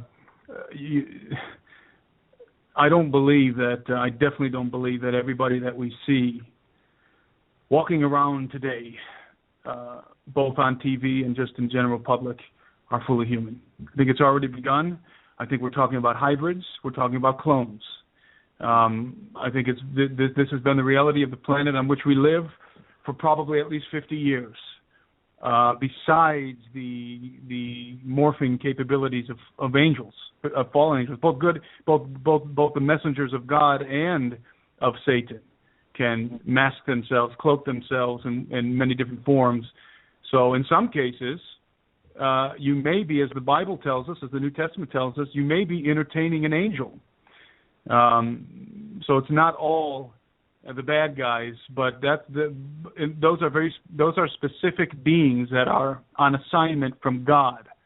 They're not just wandering around messing with the affairs of men for either their own initiative or for the devil. These are the angels are on a very specific assignment from God, and that's very important to note. It's very important to understand, and they will always declare, they will always affirm and confirm the gospel of Jesus Christ. It doesn't matter where they say they come from, what they look like, what they can do, or what they do for you. If they say anything contrary to the gospel of Jesus Christ, then they are malevolent. They're wicked, for sure. Nothing else matters at that point. And that's how you test the spirits, by the way. Paul defines the gospel for us. Paul says that the gospel of Jesus Christ is the death on the cross, which the early church referred to as the event. The death on the cross, that he died, that he was buried, and that on the third day he rose again and he ascended into heaven. That's the gospel as Paul laid it out. And that is a truth that the kingdoms of darkness will never confess. So for those people wondering, how do you tell the difference between an angel and a fallen angel? Because people do have encounters with angels, real angels, messengers of God. They will confirm the gospel of Jesus Christ, period. They will. And that's something that's discernment 101, by the way. But so many people have just written off, so many people have such a humanistic paradigm, they've written off the reality of any other kind of entity, even angels. They may believe in them in a very Sunday school minded way, with a Sunday school paradigm, like there's some chubby little baby-looking, infant-looking things with wings flying around with harps, but they don't they don't factor it into reality. They don't factor it into the day-to-day paradigm of their life, which is dangerous, by the way. And referring to people being ignorant, like you were talking about, and going and taking vaccines, even when these things could be changing their genetics. Steve Quayle has a term for that, and I love it because it's true. It's unfortunately true. He calls it dumb unto death, and that's true. You can be dumb unto death, and you can be dumb unto the second death. Understand what I just said. You can be dumb unto the second death. I'm talking about eternally. My people perish for a lack of wisdom, for a lack of knowledge. Some versions say, my people perish. They don't have their eyes open because they're not looking. We're supposed to be looking. We're supposed to be watching, both primarily for the coming of our Lord Jesus, primarily, but also watching the affairs of the earth, being wise as serpents, cunning, but harmless as doves. We need to be living with our eyes open. In fact, if you're a believer, you have to be living with your eyes open. You cannot be ignorant. You cannot be ignorant. So I'd like to break down the second part here. I talked about the archons and the Genesis 6 scenario. Now I want to go post-flood, okay? And this is where some things are going to be unlocked for some people, because this really unlocked my mind when I got it. Besides, obviously, angels and fallen angels, you have all of the hybrid mess that the fallen angels created, that the Watchers created and continue to create. You have multitudes of creatures, sentient beings. Again, when I say sentient, I'm referring to conscious beings that are self-aware, that are very much like us in the sense that they can ask the question, what am I, who am I, what is the universe, why am I here? Okay? That's what I mean. I call these entities, they're hybrids, okay? I call them, this is kind of a unnecessarily complicated term, but it's what came to mind when I was drawing this out. It's quasi-ethereals, okay? The term ethereal means air-like. It means supernatural. It means breathy. It's like a ghost, okay? So when I say ghost, when I say ethereal, I'm talking about ghost-like, wraith-like. I call them quasi-ethereals or hybrids. Quasi-ethereals because they don't have the full capacity of their fathers down the genetic line, the fallen angels. They only have some, let's just call them genetic markers for sake of argument. They only have some of the genetic markers of their fathers. And the genetic markers, to the degree that they have the genetic markers of the watchers, of the archons, of the fallen angels, that's the degree of their dimensional capabilities. Okay, let me explain. In other words, we're talking about entities such as fairies, mermaids, Bigfoot, creatures that are physical and not physical at the same time. Creatures that can move in and out of different dimensions. Creatures that, if they appear physically, you could punch it in the face, but it could then disappear and it would be like a wraith. Okay? Those entities exist. They exist. They're all over the place. They exist. These are the common creatures of mythology that are most often called demons. By the way, are they demons? Yes. Yes, they're demonic. They're demons. Okay? Are they fallen angels? No. They are the hybrid offspring. And they're far enough down the line here, post-flood. These are entities, like I said, that vary in capabilities. Understand there's a multitude of entities on the earth, sentient entities that are not human, and they vary in their capabilities, depending on how much of the genetics of the angels they have. And they're mixed with different things. Also, some of them are hybrids from angels and from the watchers and monkeys or gorillas, probably the Bigfoots. Okay, some of them are hybrids from angels and other creatures. Some of them are variations of giants, or the offspring of giants, or the offspring of centaurs, or the offspring of. I mean, it's endless. That's why it's so convoluted. That's why it's so confusing, because there are multitudes. There are multitudes. And the reason why it's important to understand it is because guess what? They're going to start showing up pretty soon. They're going to start showing up. So anyways, they have been for many a millennium, but they're going to start showing up. You know, they're going to start coming back like gangbusters pretty soon. So you have these entities like Bigfoot, mermaid, fairies. That's why they're quasi-ethereal. They have some of the genetic markers, therefore some of the capabilities of their progenitors. They are unsanctioned beings.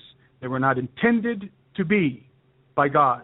They came as a result of insubordination. Therefore, they are unequivocally evil.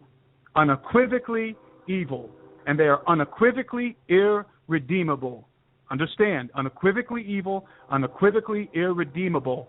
And those two things make them despise the human race. For whom the Son of the living God came to this planet, became like us, and died for us. I'm sorry, there's a train in the background here. It's drowning me out a little bit.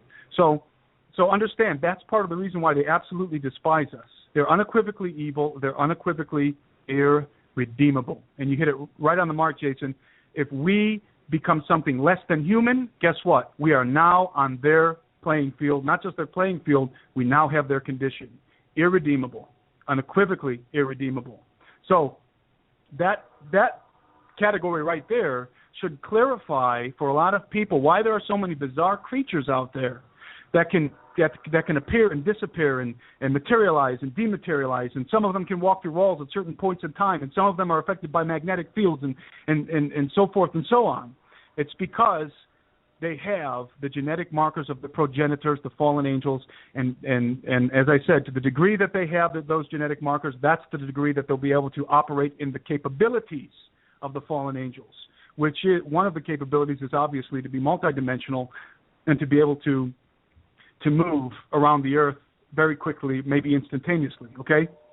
So and by the way, in that category of hybrids, quasi-ethereals, which are around today, by the way, we're not just talking pre-flood, we're talking post-flood now. Many of them are living below the earth. Many of them are flying around in saucers because they have technology. Why do they have technology? Because in many cases, probably in most, these entities, these quasi-ethereals, these hybrids, are far smarter than we are, far more intelligent than we are. They have technology. They've developed it for centuries. They have the knowledge that's been passed down by their fathers, the Watchers, and the giants and the different entities that were using this kind of technology. They preserved it. Where are they? People say, well, where are they? Most of them are within the earth. They are within the earth, okay? The earth is like a big piece of Swiss cheese, all right? There are many, many caverns. I believe there are civilizations below the surface of this planet. Again, fallen, unequivocally irredeemable, unequivocally malevolent, all right, living under the surface of the earth. And again, people would say, so many ufologists ask this question, well, if that's the case, and if there's aliens and superior beings, why don't they just take us over? What are they waiting for? Well, let me tell you very simply what we said in the beginning. They don't have the dominion. And who enforces that law? God the Father. And nobody can go against God. Nobody can fight with God and win. Nobody. If God's enforcing, it's God who enforces humanity's authority. God. And, of course, probably the multitude of angels. Greater are those who are with us than those who are against us. There may be multitudes of these malevolent entities, but there are also many more multitudes of entities that are subordinate to God, and angels and whatever. So what I'm saying then is we're talking about the second category, hybrids, what I call quasi-ethereals. They have some of the genetic markers of their fathers. To the degree that they have those genetic markers, that's the degree that they have the capabilities of their progenitors, their primary progenitors, the Watchers, the fallen angels. By the way, there's a subcategory here, which I didn't get to. It actually belongs in the antediluvian part of this ladder, part of this hierarchy. They're called disembodied spirits. These guys, Jesus calls unclean spirits, and so does the book of Enoch, by the way. These guys are a whole bracket unto themselves. God pronounces a judgment over them. They were the giants, the spirits of the giants, the spirits of the progeny of the Watchers in the antediluvian world.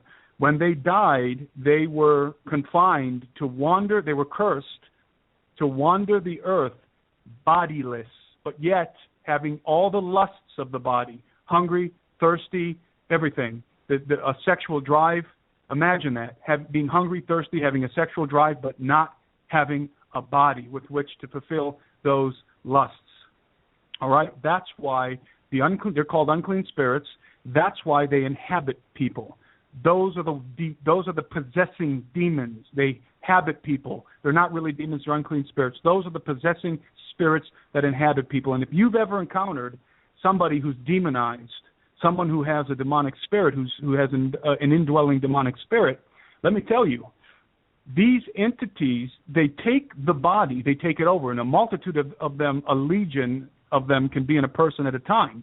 They inhabit the person, and people say, well, what are the physics behind that? I don't know, but there is a physics there that causes this to happen, where they can inhabit a person. They're inhabiting the body along with the soul of the person to whom the body belongs. Imagine being trapped in your own body with all these demonic entities occupying your home, so to speak, and you can't kick them out. It's a horrible thing. And people who are playing with the occult, they don't have any idea what they're getting themselves into. And so these unclean spirits, when they take a body over, if you've ever encountered a demonically charged, no, not charged, I'm sorry, a demonically infested person, they take the body and they often do very, well, how can I say this? They're very gluttonous. They're very sexual. They'll take the body and they'll do sexual things with it. They'll both do things that satisfy their pleasure, because through that body they can experience food. Through that body they can experience drink. Through that body they can experience sexual pleasure. But also they hate that body. They hate you as the human. So they're using your body, but they hate you at the same time. It's kind of like these self-absorbed, what do you call them, narcissists who go and pay a prostitute and they abuse the prostitute. It's because they want the pleasure, but they also get pleasure out of abusing that prostitute. Well, that's how you have to look at these entities. They get pleasure out of the bodies. these unclean spirits, but then they also abuse the bodies. They're very abusive to the bodies. Sometimes they'll mutilate the genitals and they'll do all kinds of stuff. I've seen it, okay? These are the unclean spirits. These are the unclean spirits. These are the ones that God pronounced a judgment on in the days of Noah, and he said, you're going to wander the earth bodiless, but you're going to hunger, you're going to thirst, but you're not going to be able to fulfill the lust of your flesh. Paraphrasing. And by the way, he said, until the day of judgment, when the Son of Man returns, that's the demarcation. That's when, so they know that when the Son of Man returns to the earth, the game is over. Their time is over. And by the way, it also said in the book of Enoch that they're going to be able to be free. They're going to be loosed. They're going to be free to do these things. That God's not going to restrain them. Obviously, as believers, we have the authority to deal with those things, but they're free to do it until the day of judgment. That's why when Jesus showed up on the scene, and these unclean spirits on a couple of occasions ran up to. They didn't run away from him. They ran up to him because they knew who he was. And what did they do? They cried out, "We know who you are. You are the Son of God. Why have you come to torment us before the appointed time?" There is an appointed time for them. They are the unclean spirits, the spirits of the giants. Just like the book of Enoch says, they have an appointed time, and they know that when the Son of Man appears, when Jesus Christ appears on the earth, they thought that they didn't know about the first coming. They were thinking at the end of the age that their time is up. Jesus didn't come to establish his kingdom the first time. He came to pay for our sins and to rectify our condition. But they didn't know that. And so they're saying, it's not time yet. What are you doing here? Why have you come to torment us? It's not time. That proves conclusively that those entities are the very same that the book of Enoch describes, and that the book of Enoch delineates. Those are the same entities, okay? That's a whole other bracket of entities. That's what I'm telling you. There's so much stuff. That's a whole bracket separate to itself. They're called disembodied spirits. Understand, they are not demons. They are not fallen angels. They are disembodied spirits, a whole separate category relating specifically to the antediluvian world and the giants that existed. So you have these quasi-ethereals, which are further down the ladder. Now I'm going to get to the final point. I'll wrap this up here. The final category. So we've talked about the archons, the fallen angels. We've talked about the antediluvian world and the direct progeny that they had, all the monsters. And again, the book of Giants literally calls them monsters. These monsters were separate from the giants. There were the giants and there were the monsters, and they associated with each other, by the way, because they had a common father. So, coming down the ladder through the quasi-ethereals, the hybrids that are still around today, the final rung of this ladder, I think, is the most intriguing, and it's probably the most controversial. Because I believe, and this is my opinion, that there exists a class of entities, and again, in this class there are many different kinds, species, that are not the progeny of the fallen angels, that are not the result of Genesis 6, that are not a result of fallen angels copulating with humans or other animals. These are what you might refer to as indigenous to Earth. And what I'm referring to is pre-Adamic. This is my postulation. Everything I just said before this I can prove in the Scriptures. This part is Tim Alberino's postulation, okay? I believe that there exists, and I call this group, by the way, I call them corporeals, because they're physical, they're like us. They don't have the genetics of fallen angels. They have to rely on technology to move between dimensions and so forth. These are indigenous Earth entities that I believe originate from the pre-Adamic world. In other words, they escaped the first destruction of the Earth. For those who understand what the pre-Adamic world means, it was a time before Adam, when something was going on the Earth before God created the human race, and there was a judgment similar to the flood that eradicated them and their empire. Some people believe that the devil literally had an empire on the earth. There's a lot of speculation. We have to speculate because there isn't much information that we can draw upon. Not biblical, anyways. There's some things. There are definitely some things, but I'm not going to go into those right now. So, you have what I call corporeals. These entities, flesh and blood. These guys can't walk through walls without the aid of technology. They can't disappear like the quasi-ethereals. They don't have those capabilities, and if they have them innately. In other words, they were created to be that way. But again, let me reiterate, they are unequivocally malicious. They're unequivocally evil. They're unequivocally irredeemable. They are in a state of insubordination to God the Father. They are the enemies of God, and therefore they're our enemies. So these entities, these corporeals, I believe that these are some of the reptilian races that you hear people talking about, because these reptilian civilizations are fabled to have existed for many an epoch. These guys have civilizations under the earth, not just the reptilians, by the way. The Indians, I think, called them the Nagas. Everybody's got different names from different civilizations, but there's so much evidence that there is a reptilian indigenous race living beneath the earth. By the way, these entities are not all in league with each other. It's just like not all of the human race is in league with each other. They're all fallen, but they fight with each other. But I can guarantee you can be assured that they are all subjected to the devil on some level, because he is the ruler, he is the prince of the earth. They are subjected to him on some level, but they may not play nice with each other, okay? There is another piece of the puzzle. That's why it's so convoluted. They're all evil, but they don't necessarily play nice with each other. That is the nature of the kingdom of darkness. It is the nature of the kingdom of darkness, strife and jealousy and striving with one another. It is the nature of the kingdom of darkness. It's the nature of those who are insubordinate against God. So, I mean, the kingdom of God is righteousness and peace and love and joy. The kingdom of the devil, the kingdom of darkness, is the polar opposite of those things, literally. Literally, these entities are the polar opposite of those things. They contend with each other. They fight with each other. There's different factions. Different factions are working with different groups.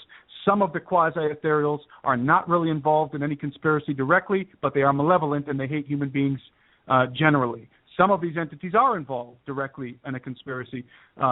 Many of these entities are using technology and have high technology. They're zipping around in our atmosphere. They're contacting some of the members of our governments. They're helping us reverse engineer some things.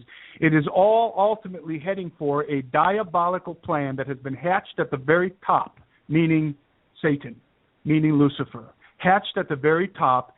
Understand that, we have thousands of years as the human race since the Garden of Eden. In other words, we've been around, our species, since the Garden of Eden.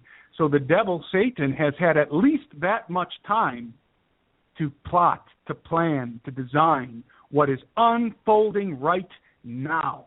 Let that sink in. He has had all this time to come up with this grand conspiracy that may very well be coming to a final head, a finale, in the days in which we live, involving all of the things that I've mentioned, all of these insubordinate enemies of God. I want you to remember, and I want to pull it up here. So if somebody wants to interject right now, I'm pulling up a Bible verse. So somebody go ahead. Well, yeah. Go ahead, Clint. I ain't heard anybody sum it up the way you have in this last hour and a half to 2 hours here. This is something that needs to be on every broadcast. This is something that needs to be on every headline.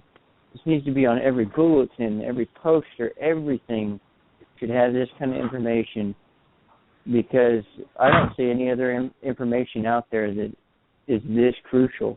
I mean, yeah, you've got these deadly viruses and these things of people being slaughtered and killed all over the world. But all these things, as horrible as they are, the more that you stand back and look at the good versus evil, you see what it's being carried out for and why.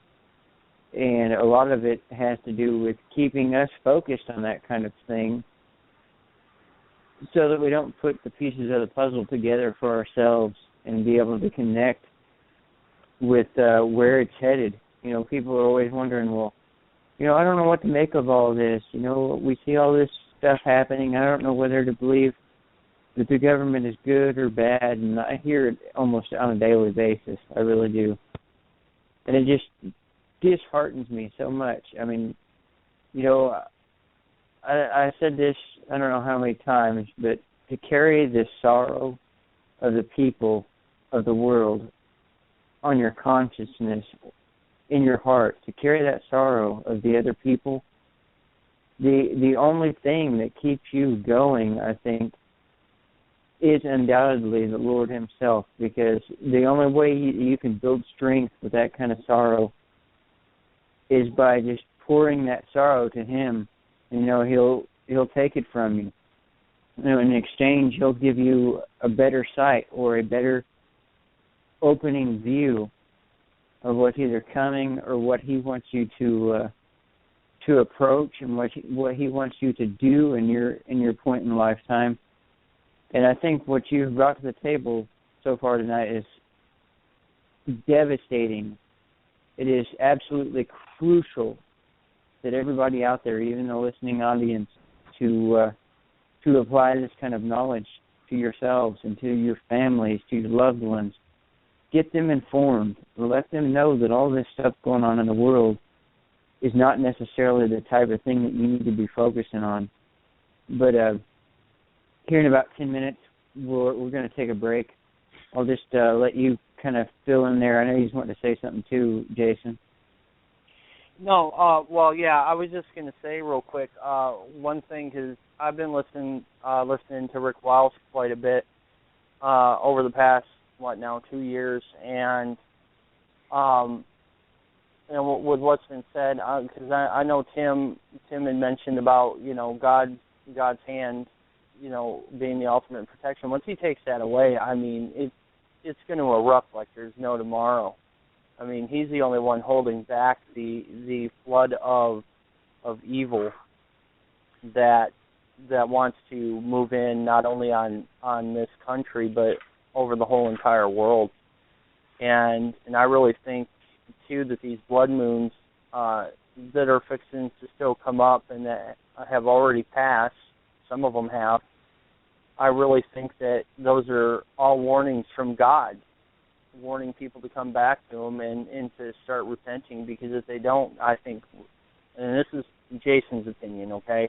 This isn't something I read anywhere, it's just Jason's opinion, is I really think that last blood moon, I think it's scheduled for the 28th of September of 2015. I think that's the last warning.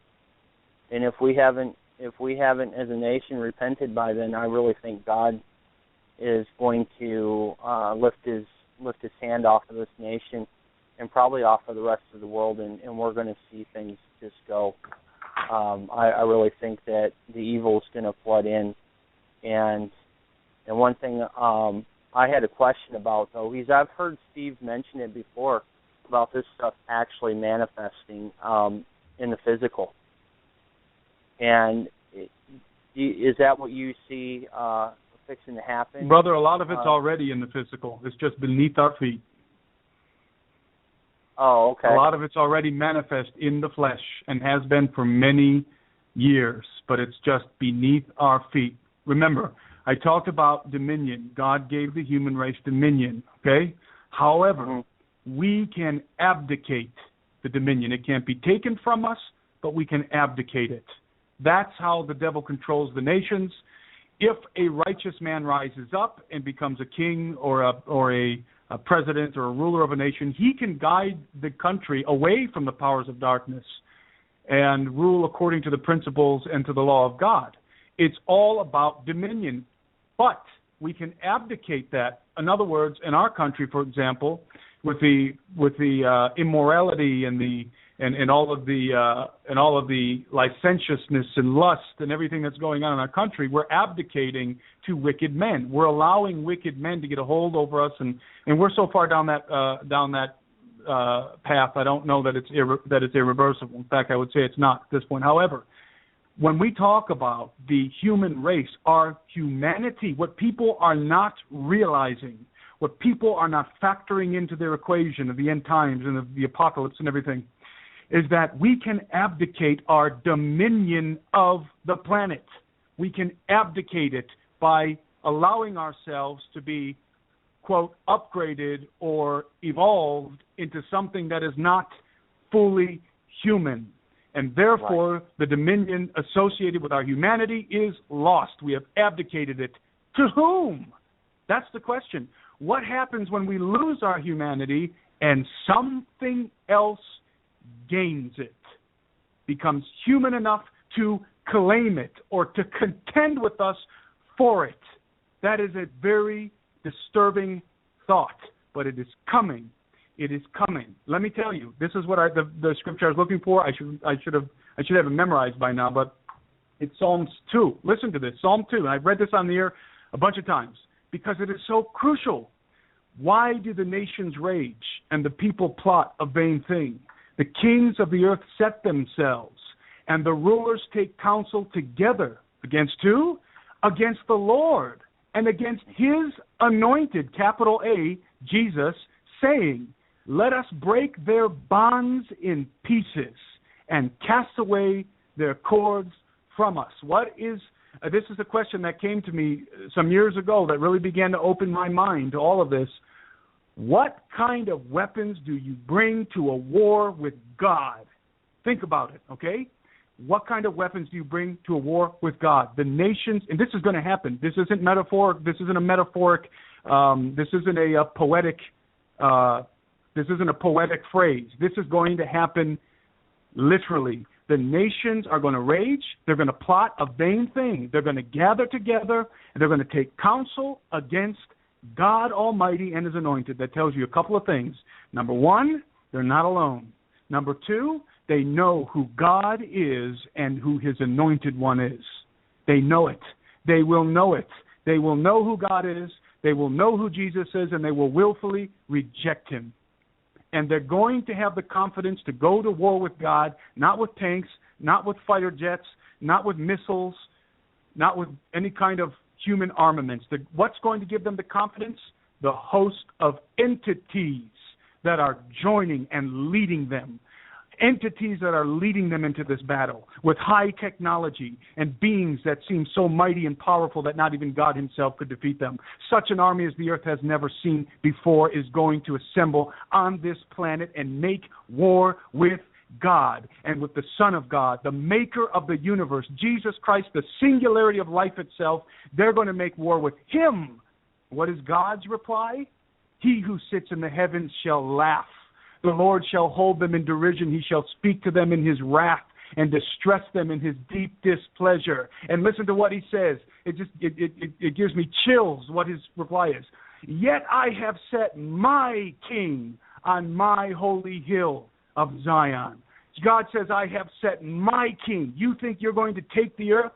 You think that He's speaking to the devil? You think you're going to enthrone yourself? No. Jesus Christ, the Son of the living God, will rule and reign, and there is nothing that anybody can do to stop Him. Nothing. But understand that the nations are going to try, and they're going to try because they're going to war with non-human allies. And these allies are going to give them the confidence, and they themselves at this point may be non-human, maybe hybridized. This is where this is all going. It's not just the Illuminati. It's not just the New World Order. It's Psalms 2. It's Psalms 2 playing out literally on this earth, going to war with God Almighty. Imagine something's going to give them the confidence that they can do it. Something, and not just the humans, by the way. Something's going to give Satan the confidence that he can do it. We'll go into a quick break real quick right before we hit this third hour. If any of you callers out there or listeners, if you want to hear our next hour's conversation, call this number. You'll only be able to hear it by phone. It's 347-850-8547. That's 347-850-8547. Call in and tune in because we're going to go into this next hour with the detail. We'll be right back, guys. We're just going to take a quick break here and allow us to get a good drink or whatever.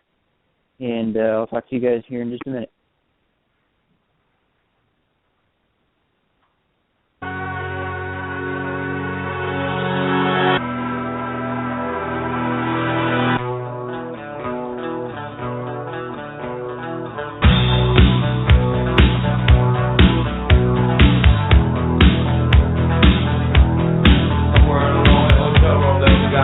Realize that eternal fate has turned its back on here. It's 2 a.m. The fear is gone. The gun's still warm.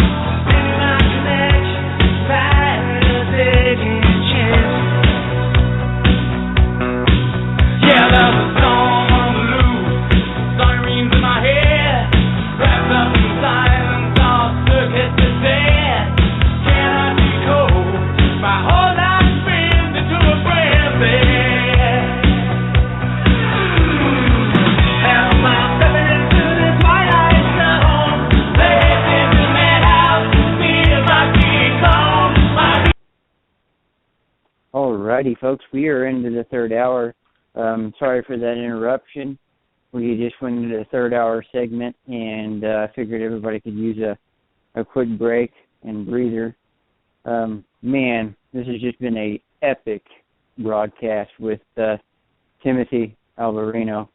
And I tell you what, this guy, this is the second time we've had him on our show, and I'm hoping to get him on more often, because I tell you what, it seems like every time that he's been on here, the last time that he was on here, he brought it just as much as he did tonight. And I tell you what, it's just amazing to hear so much profound, not just words of truth, but the actual divine basis in which humanity, the standpoint of humanity is currently at, and where we were rooted upon this earth and why.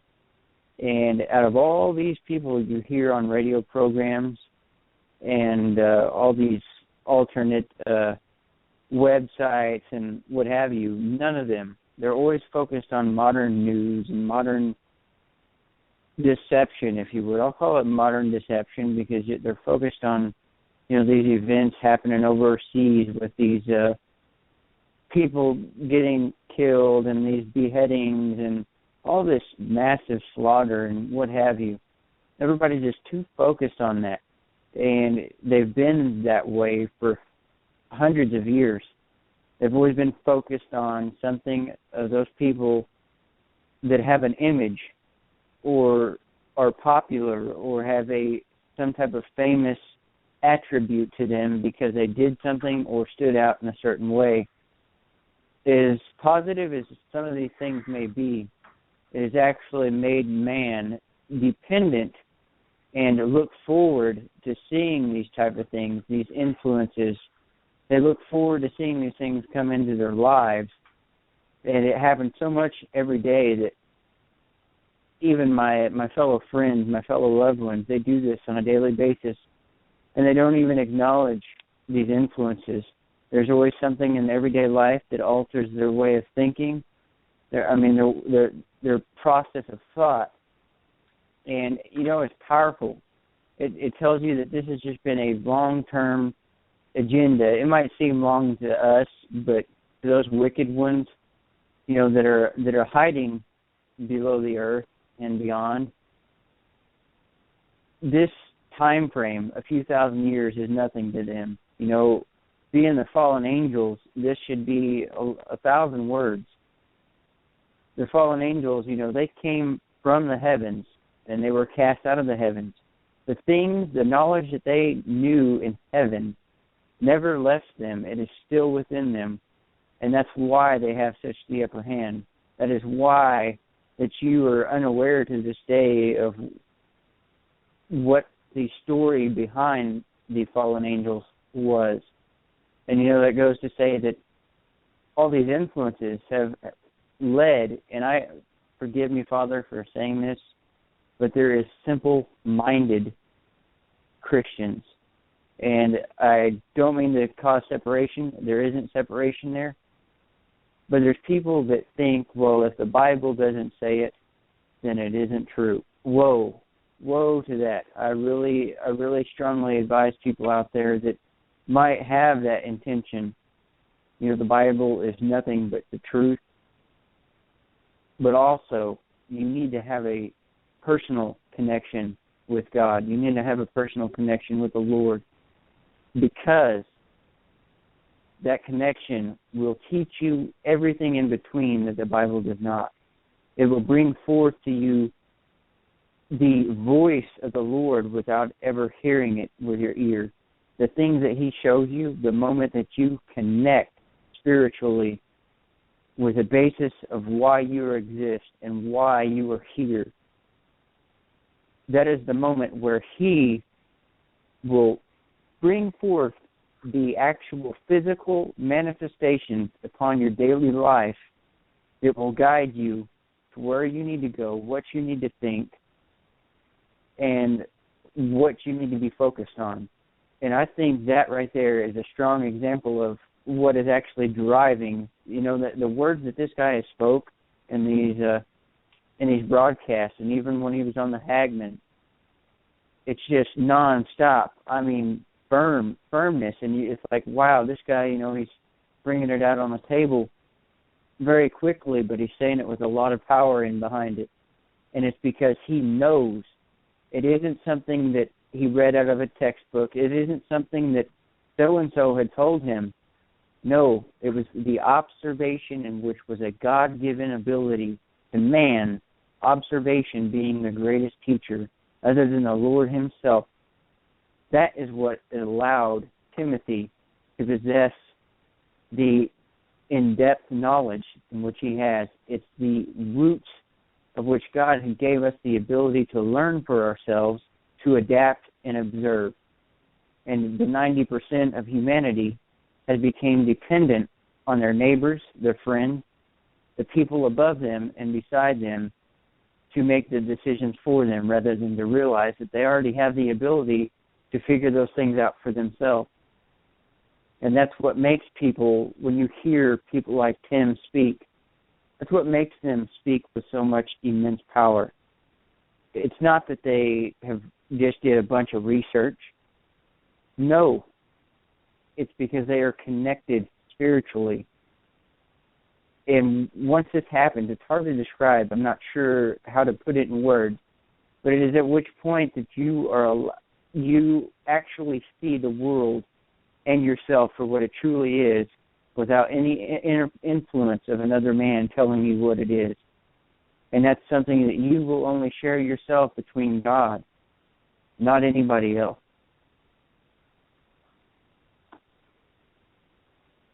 That's right.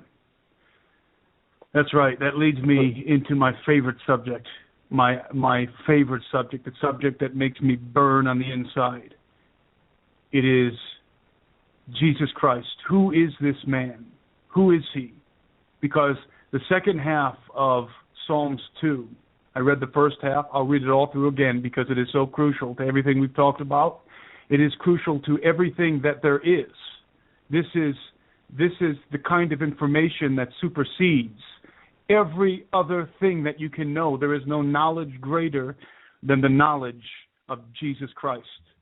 Nothing. Doesn't matter what the entities, what all these advanced entities with all this advanced technology are showing people, or these fallen angels are teaching the people in the occult, these Illuminati members, these occult members who believe that they have all this wonderful knowledge.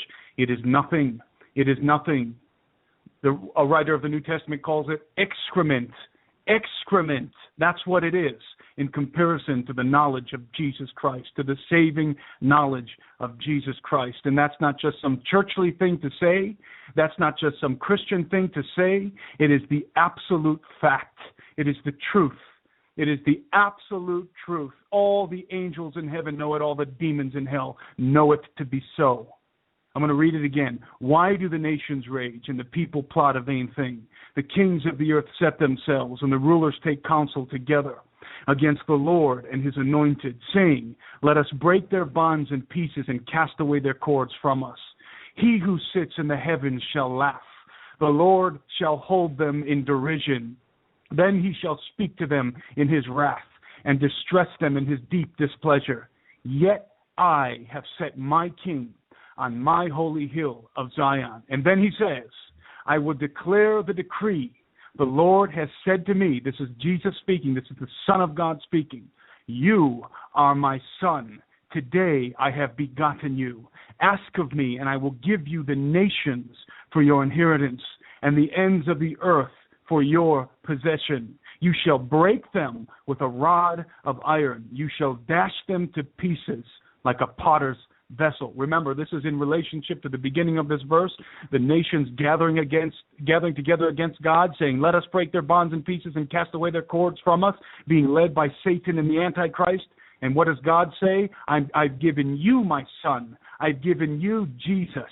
I've given you the nations as your inheritance. You shall break them with a rod of iron. You shall dash them to pieces like a potter's vessel. Now therefore be wise, O kings. Be instructed, you judges of the earth. Serve the Lord with fear and rejoice with trembling. Kiss the Son, lest he be angry, and you perish in the way, when his wrath is kindled but a little. Blessed are those who put their trust in him. Blessed are those who put their trust in him. Jesus Christ is the only hope, is the only rectification for the human race. There is nothing else. He is the blueprint. Understand, he is the blueprint. Jesus is the expressed image of God the Father. The Son of God is the expressed image of the Father. We, our race, us, human beings, were made in the image and the likeness of God, i.e., Jesus, his Son. Jesus is the blueprint. He's our blueprint. That's why he is the second Adam. He resets the blueprint in himself.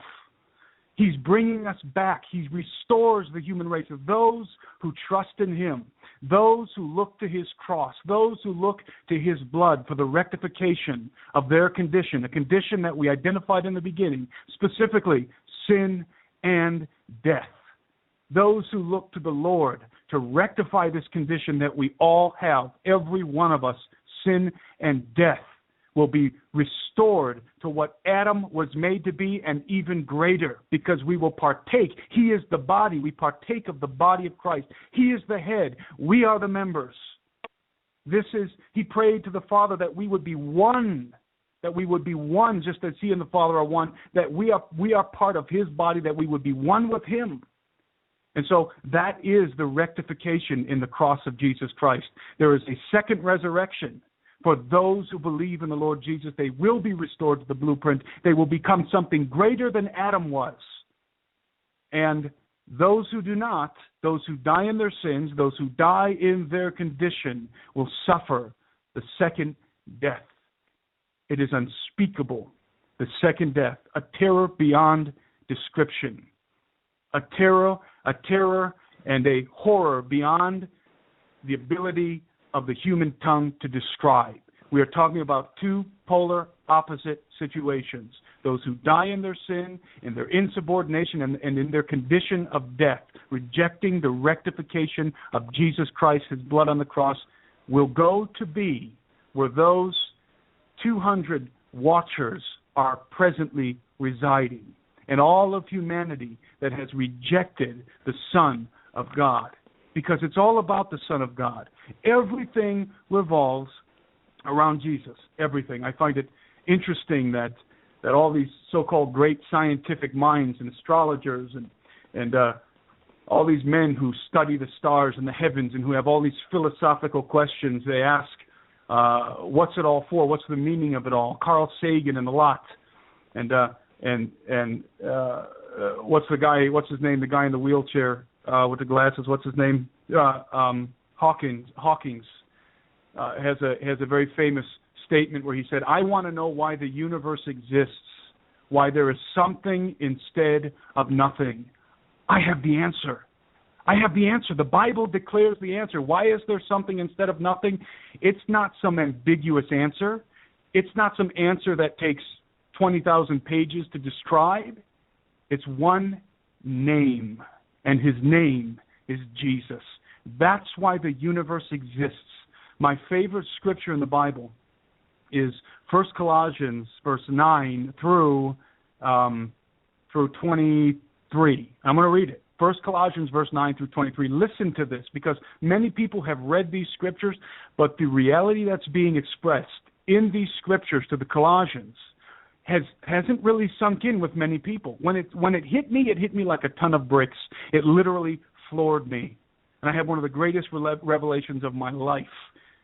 I'm going to read it. For this reason, we also, since the day we heard it, do not cease to pray for you, speaking to the Colossians, and to ask that you may be filled with the knowledge of his will in all wisdom and spiritual understanding, that you may walk worthy of the Lord, fully pleasing him, being fruitful in every good work and increasing in the knowledge of God, strengthened with all might according to his glorious power for all patience and long-suffering with joy, giving thanks to the Father who has qualified us. Listen, giving thanks to the Father who has qualified us to be partakers of the inheritance of the saints in the light. He has delivered us from the power of darkness and conveyed us into the kingdom of the Son of his love, of Jesus, the Son of his love, the Son of God, the Son of man, in whom we have redemption through his blood and forgiveness of sins. Now listen to this. Listen to this. He, Jesus, the Son of God, the Son of man, he is the image of the invisible God, the firstborn over all creation. For by him all things were created that are in heaven and that are on earth, visible and invisible, whether thrones or dominions or principalities or powers. All things were created through him and for him. And he is before all things, and in him all things consist. He is before all things, and in him all things consist. And he is the head of the body, the church, who is the beginning, the firstborn from the dead, that in all things he may have preeminence. Now, understand this. The scientific community, the atheistic scientific community, they have come up with this concoction, this ridiculous, absurd postulation called the Big Bang. They believe in the ignorance and in the darkness of their minds that the universe came into being because an infinitely small particle of matter exploded and created an unbelievable amount of energy in space and matter. Obviously absurd. They call this the initial singularity. They're only right with the terminology because there was an initial singularity. His name is Jesus. Jesus Christ is the singularity. He is the Big Bang. Everything was not just created by God the Father, it was created through Jesus, by Jesus, through Jesus, and here's the important one, for Jesus. I've heard the expression, why are there beautiful flowers at the bottom of the ocean? Why is there an unseen creation at the bottom of the ocean? Why did God do that if we can't see it? And what is the common answer that people give? I think it's erroneous. I think it's missing the mark. The answer is because God loves beauty. That's the answer that I hear floating around out there. Is it true? Sure, but is it really hitting the crux of the issue? Is it really answering the question to the best degree? No. The answer to the question of why there's beauty in unseen places and why the cosmos are so incredibly large, why the universe is so unfathomably large and amazing and beautiful. Why if the human race can't see it? Because it wasn't made for you and it wasn't made for me. It was made for the Son of God. All things were made by him and through him and for him. It pleased the Father to make all things by his Son or with his Son, through his Son, and most importantly, for his Son. Why does the universe exist? Because God the Father loves his Son. That's the answer. God loves his Son. Now imagine you standing before the living God, one of these atheistic scientists who are propagating this absurd lie about the Big Bang, matter basically exploding from nothing. Standing before the Almighty God, having rejected the Son of the living God, having spent your whole life trying to figure out what's this all about, why does the universe exist, why is there Stephen Hawking, why is there something instead of nothing? Imagine standing before God and realizing that you rejected the very reason, the very purpose, the very singularity that you sought the Son of God, you rejected him and you denied him. And there he is, sitting at the right hand of God, his Father, and you rejected him. There is no greater sorrow. There is no greater despair than the realization that everything exists for Jesus and you chose to deny him. Even though for God so loved the world that he gave his only begotten Son, that whosoever believeth in him will not perish, but have everlasting life. Even though God the Father loved us so much that he was willing to give his Son to die, and that Jesus Christ loved the Father so much and he loved us so much that he was willing to come and to fulfill the rectification for our condition, to become the redemption for our condition. We have a condition. Every one of us has a condition. It's called sin and death. It's called sin and death. And I don't care who you are. I don't care if you're Bill Gates with all your billions. You still have the same condition as the pauper living in the gutter. It's called sin and death. And every man will die and be accountable to God. Every man will stand before God. And the only reconciliation, the only hope for that man standing before God is if, hear me, is if there is somebody standing in your place. That is the only hope of rectification, is if somebody is standing in your place.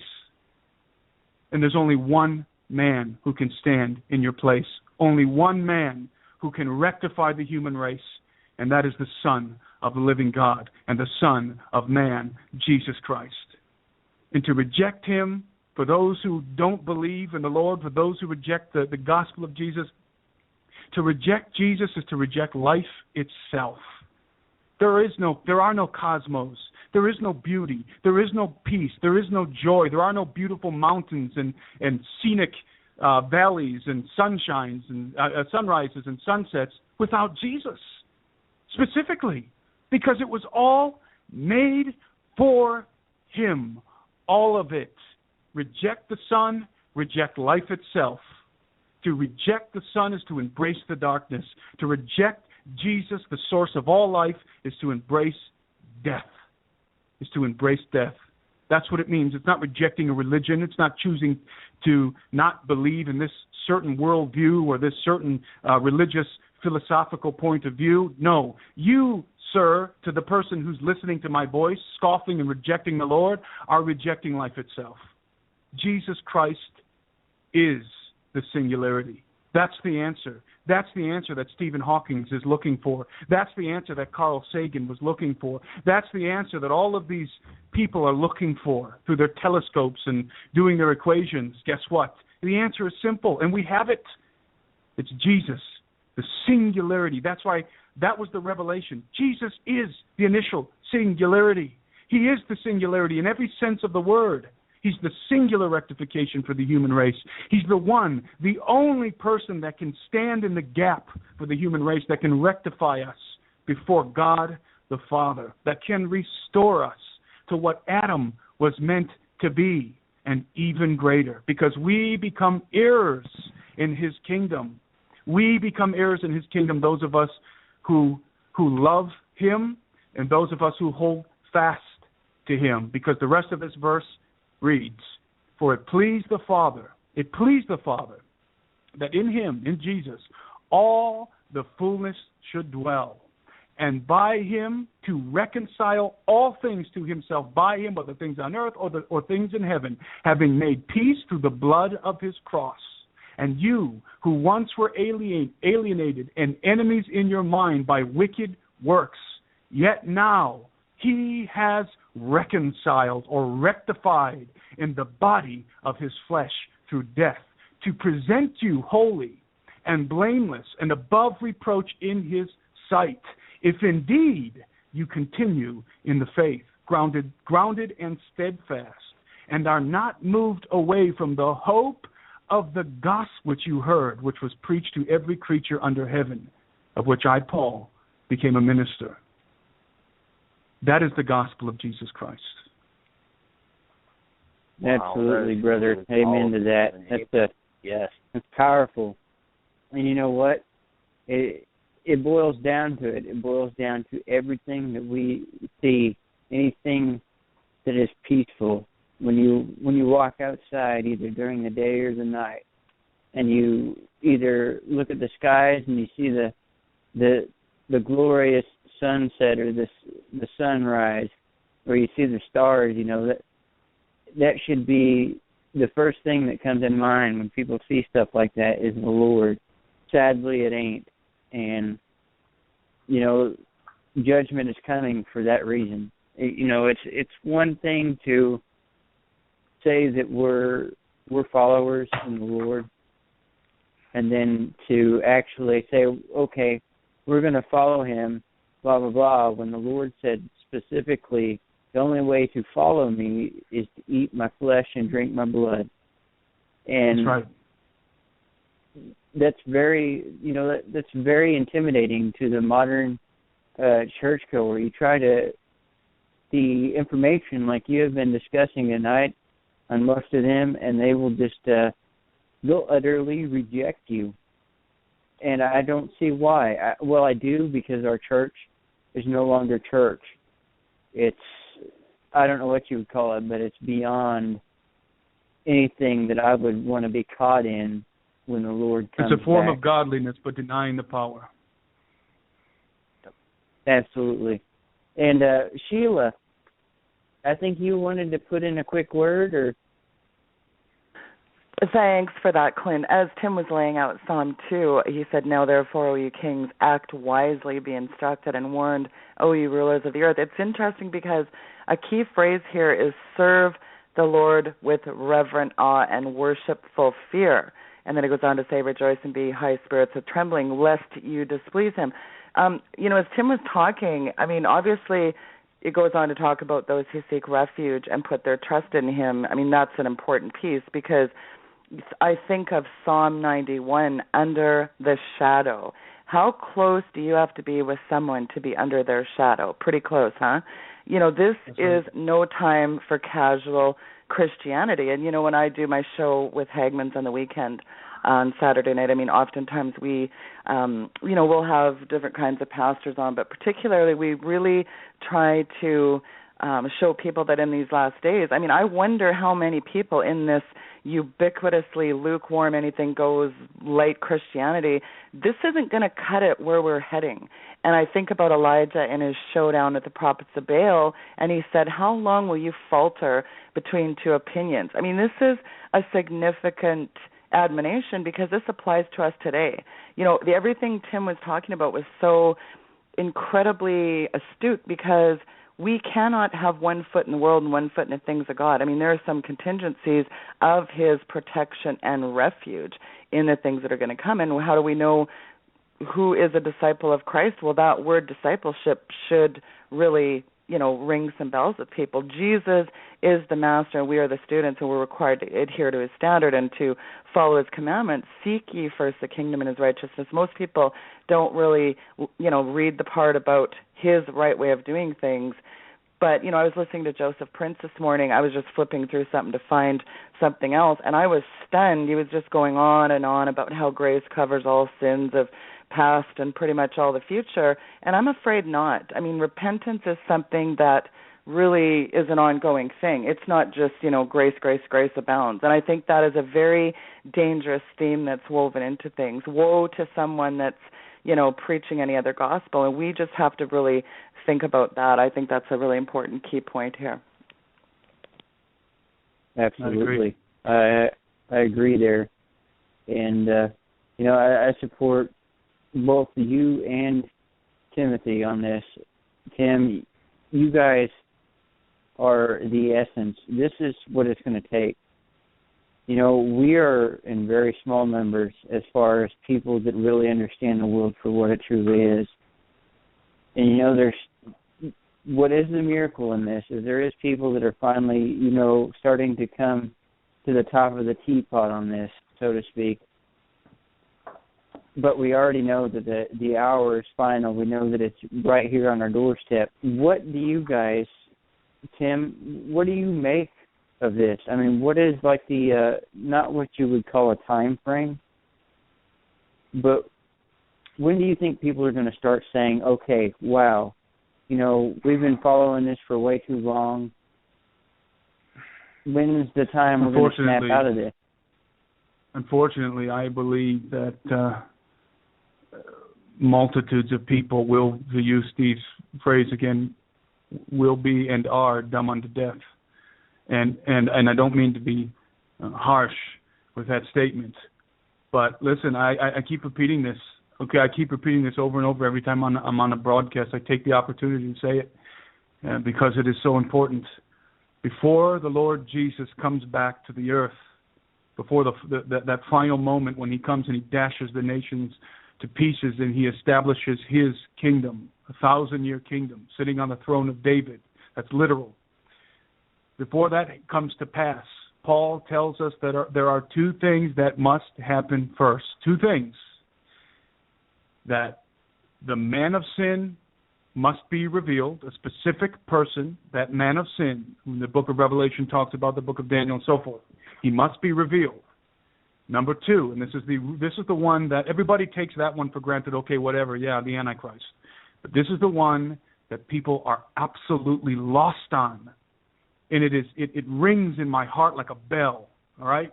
It's this, that the great falling away will happen. Paraphrasing, the great falling away is going to happen first. So the man of sin is going to be revealed, and the great apostasy is going to occur. And let me tell you something. That word great means great, as in the great tribulation. It's great. Not saying that it's the great tribulation. I'm just referencing to the degree that the tribulation will be great. That's the degree that the falling away will be great. It's not just going to be a reduction in the parishioners or church members. It's going to be a great falling away. Jesus actually says, the likes of which, again paraphrasing, the earth has never before witnessed. There is an apostasy coming, and I'm actually astounded at what I'm hearing out there in the quote-unquote Christian world, Christian television and all this, these different ministers who are basically touting that there is this great, wonderful harvest coming. Is there a great, wonderful harvest coming? There is a wonderful harvest coming, yes. The wheat will be separated from the tares. It is a harvest. But the Lord never said that before the end there will be a great harvest. What he said was before the end there will be a great apostasy and a harvest. In other words, it seems to me, and this is my opinion speaking for myself, that Christians on a very broad scale are being led astray in the very opposite direction. When they ought to be preparing themselves for deception, they're becoming more and more ignorant on a daily basis. And listen, you want to know what the great apostasy is going to revolve around? One of the things it's going to revolve around, I'll tell you. This is, and I'm telling you, this is one of the, it's not the only, but it's one of the primary things this apostasy is going to revolve around. It's going to shock most people. Harvesting souls. What do I mean? I mean that there is coming a movement, even now developing, that is going to attempt to join all of the different denominations of Christianity with Mother Church, with the Vatican, for the quote-unquote harvesting of souls. And many Christian leaders are already taking the bait and are leading their flocks towards the Vatican. It's called ecumenicalism or ecumenism. They're going to link, and mark my words, I'm telling you something that's going to happen because it's already happening. They're going to link hand in hand, arm in arm with the Vatican to harvest souls. It will be a false harvest. It will be false. And people will say, look how many people are coming to the faith. It's already beginning to happen. And they're selling the gospel of Jesus Christ. And this seems like an oxymoron, but this is what it is. They're selling the fundamental, the gospel, the truth of the gospel for the harvesting of souls, what they perceive to be the harvesting of souls. But what's really going to happen is the great apostasy will begin. How do you think those of us who are not willing to link arms with the Vatican or the predecessor, which is going to be the New World Religion, how do you think we're going to be viewed by all these other ignorant Christians? They're going to say, why are you against harvesting souls? Why are you against people coming to Jesus? And are they going to be coming to Jesus? Not according to the gospel. They will be coming to this obscure, ambiguous person named Jesus, but it will not be Jesus as defined by Jesus himself and by his apostles. It will be an alien God, an alien form. And I don't necessarily mean not even referencing the Antichrist right now. I'm just saying there is a false harvest coming. I see it coming. It's coming like a tidal wave, and it is going to sweep so many people away.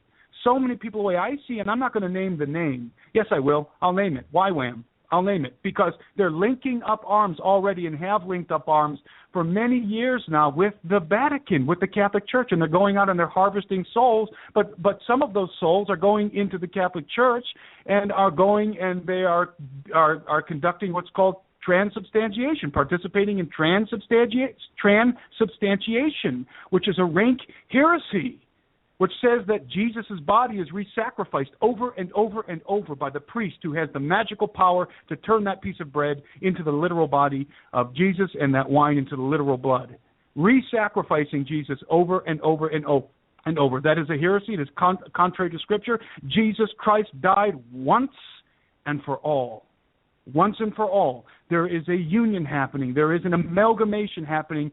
All of Christendom, all the different denominations are going to amalgamate, and it's going to happen within the Vatican. It's already happening, and it's going to be for the harvesting of souls.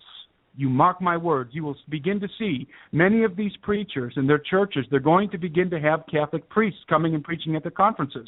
And people are going to say, are you Catholic bashing? No. I believe in the gospel of Jesus Christ, and I defend the gospel of Jesus Christ. I believe that the Catholic Church is apostate. I believe that it's the woman that rides the beast, the great whore that rides the beast. I believe that, and you know what? That I am not alone. That was the traditional view of the early church. The early church believed the very same. And so this is part of the apostasy that even now is beginning to form. It's beginning to amalgamate right beneath our noses. I'm watching it happen. I have contacts in all these different ministries. I'm familiar with a lot of ministries out there. I know a lot of the leaders of the ministries. I've been watching their ministries, and I've been sickened, because they're all moving towards a unifying faith. And when I say a unifying faith, I mean not a faith that unifies the body of Christ, a faith that distorts and convolutes the gospel of Jesus Christ so that it can unify the sheep or the would-be sheep or the were sheep with the goats. It's the apostasy. And believe me, what is the deception going to revolve around? One thing, one phrase. And Jesus literally spoke the words. This is what the deception will revolve around. Who do men say that I am? There it is. That's what the deception will revolve around. It will revolve around who men say that Jesus is. And for those of us who are steadfast to the gospel of Jesus Christ, again, as laid out by he himself and by his disciples, are going to be looked at as, what's the word? We're going to be the guys that are, I can't even think of the word right now. I can only think of phrases that aren't appropriate on the radio.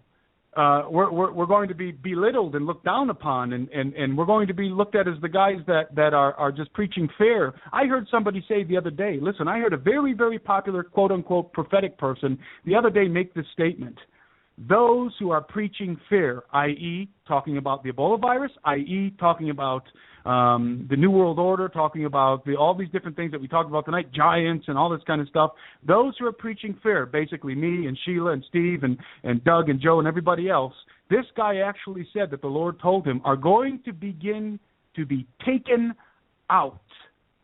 Taken out. And then, of course, he added, by the Lord. They're going to begin to be taken out. Okay? That and I think that this person, I believe he has a connection to the occult, and I think he has inside information, and I think he meant literally. That's the way that we're going to be seen. We are obstacles to this wonderful religion that is all inclusive. It includes Jesus. It's still worship of Jesus. Everybody still believes that he is a Messiah, and those of us who hold fast to the faith. And just like Sheila was saying, this is what it says. This is what I just read, verse 23. If indeed, this is 1 Colossians, verse 23, if indeed you continue in the faith, and you who were once alienated and enemies in your mind by wicked works, yet now he has reconciled in the body of his flesh through death to present you holy and blameless and above reproach in his sight, if you continue in the faith, grounded and steadfast, and are not moved away from the hope of the gospel which you heard. Not the hope of heaven, not the hope of some great kingdom, not the hope of the elimination of racism and hunger and peace and joy for mankind. No, that's not what he's saying. If you are and are not moved away from the hope of the gospel which you heard. From who? From Jesus and from his disciples. Absolutely. And Second Thessalonians, I think is really important. I say this verse in the Bible a lot on our show. It says, "Don't let anyone deceive you in any way, for that day will not come until the rebellion occurs, and a man of lawlessness is revealed, the man doomed to destruction."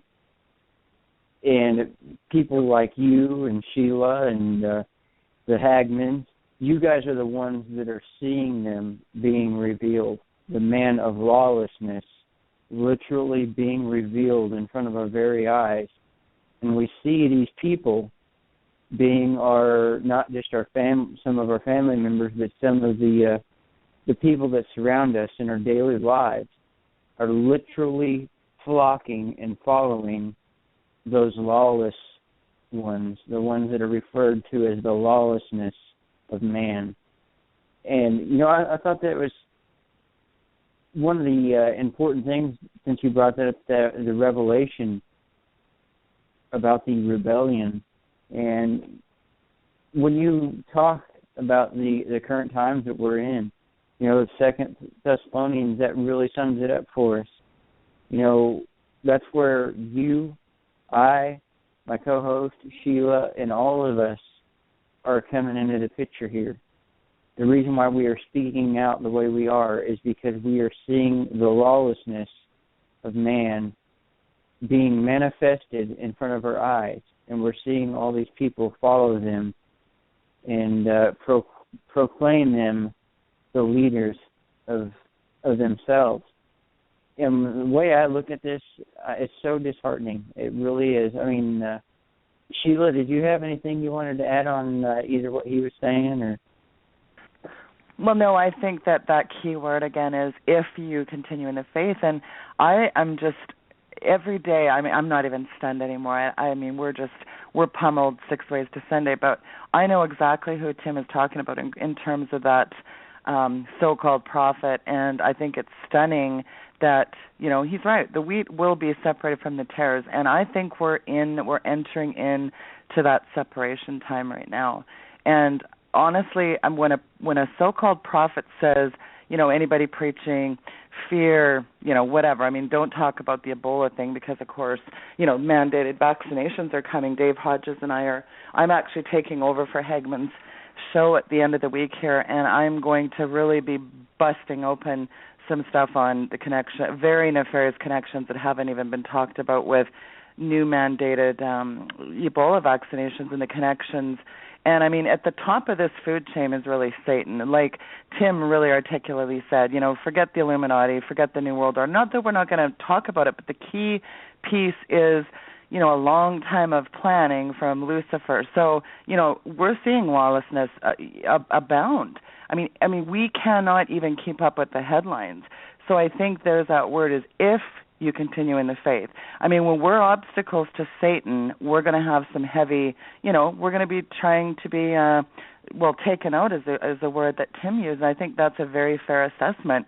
We are not impervious to some of these machinations. And I think it's just a very it's a key thing to really be under that protection right now. And I think somebody, maybe Jason said this best, is there is a time coming unlike anything that we've ever seen in mankind. And when Jesus says that, then you know there's going to be a problem. I mean, fair enough. Absolutely. Yeah, it's, you know, that there's nothing in this world that I see is more important, and that's why I really not only just believe, but I know it's the reason why. I know that's why you, the Hagmans, and all of us are not what you call physically gathering together, but spiritually we are coming together, and that's why we are speaking out to the remaining audience and the few people who will listen to you know, our expressions of the Spirit. And it's a final thought that I have, Clinton, that I've got to jump off. And excellent job tonight, by the way, Timothy. And I just want to say, because I've done a lot of shows with Steve said one thing the other night on a show with me that really hit home to me. We were on this last Monday, and he said the phrase, we've had enough news headlines. I mean, we're not going to have an opportunity beyond the Internet probably much longer.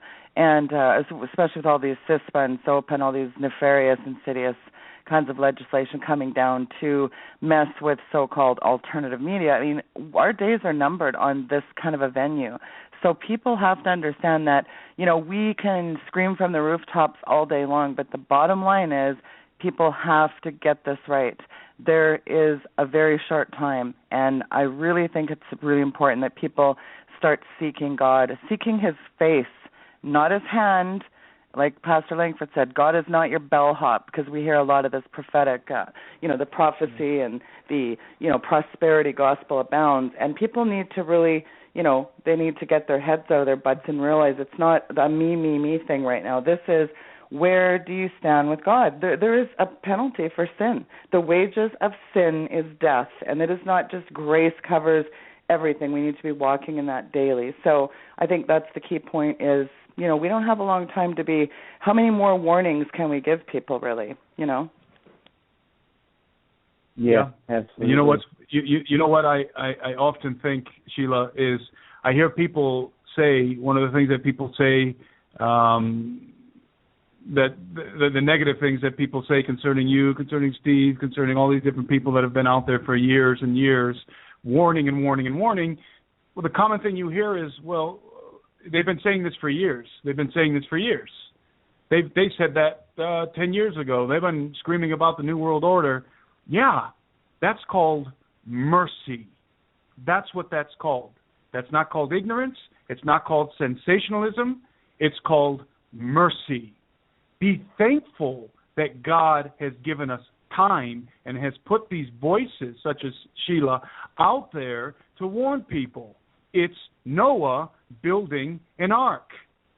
And all these naysayers and critics out there, they look at Sheila, they look at Steve, and those are the two that are popping. There's many more, Dave and a lot of people, and they see them building an ark.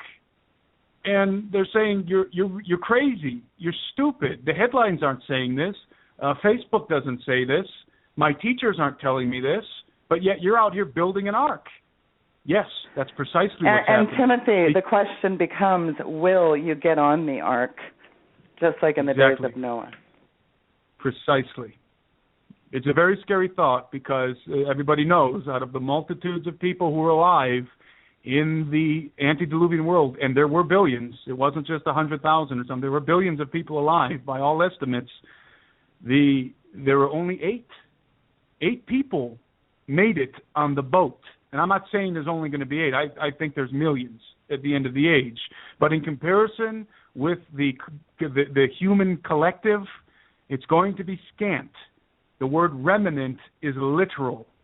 It's literal. And so, most of the people are going to throw rocks and sit back and scoff at the ark builders.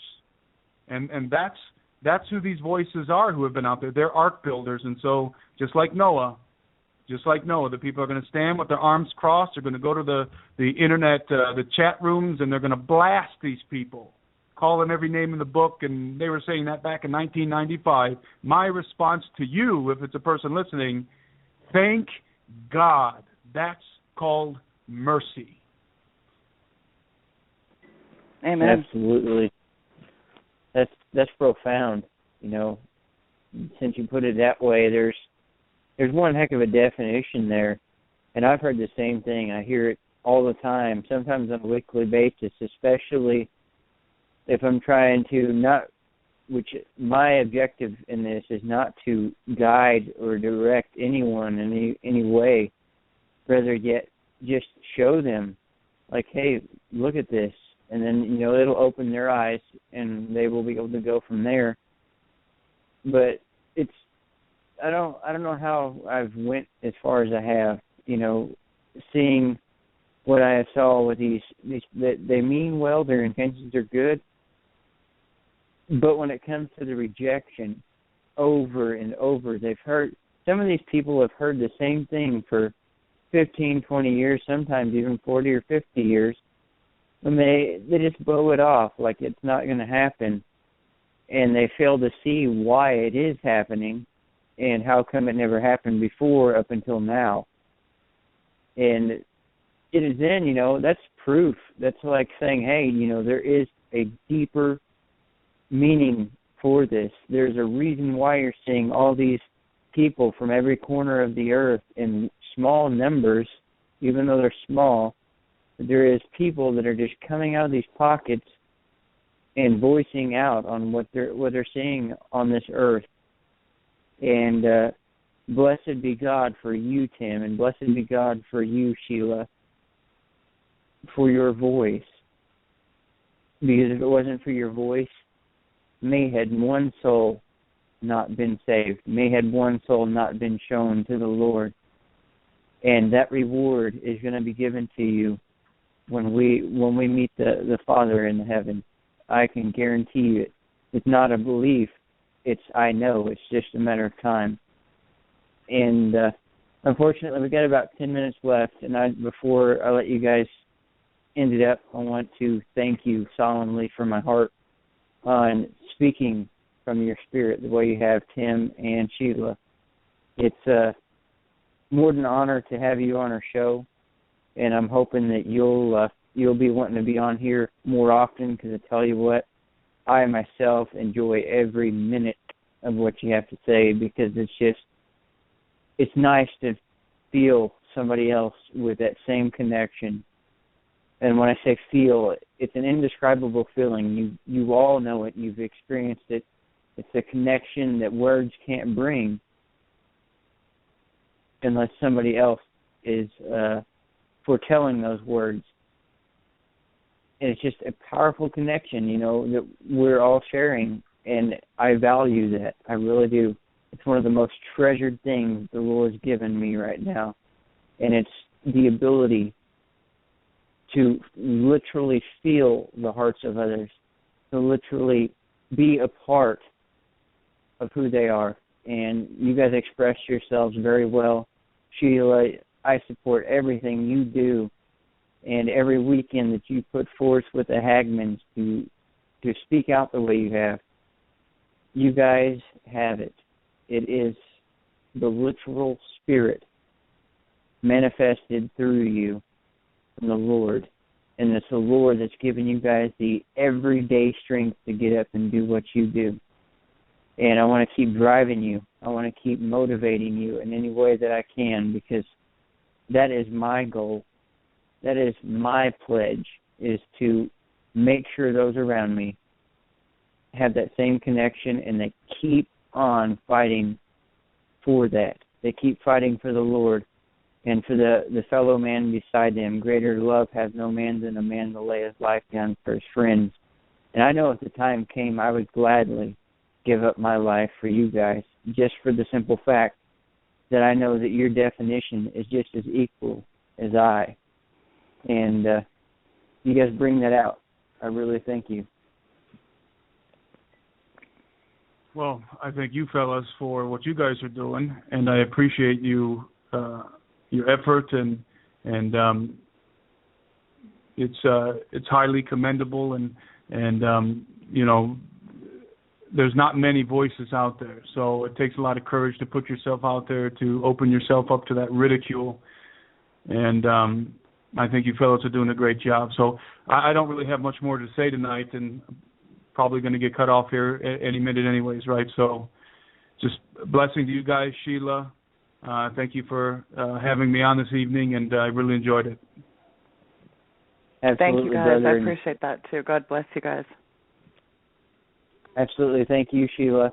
You guys, it's been a great show. We're going to go ahead and call it even, and I thank you, Mass, my co-host, Jason. Man, it's always good to have you on the show as well. From the bottom of my heart, without you, this would be a heck of a lot harder. Thank you for all the callers on the list and the listening audience. You all have a wonderful and blessed evening, and may we approach these times with our Lord and Savior, Jesus Christ. Good night, guys. God bless. Night.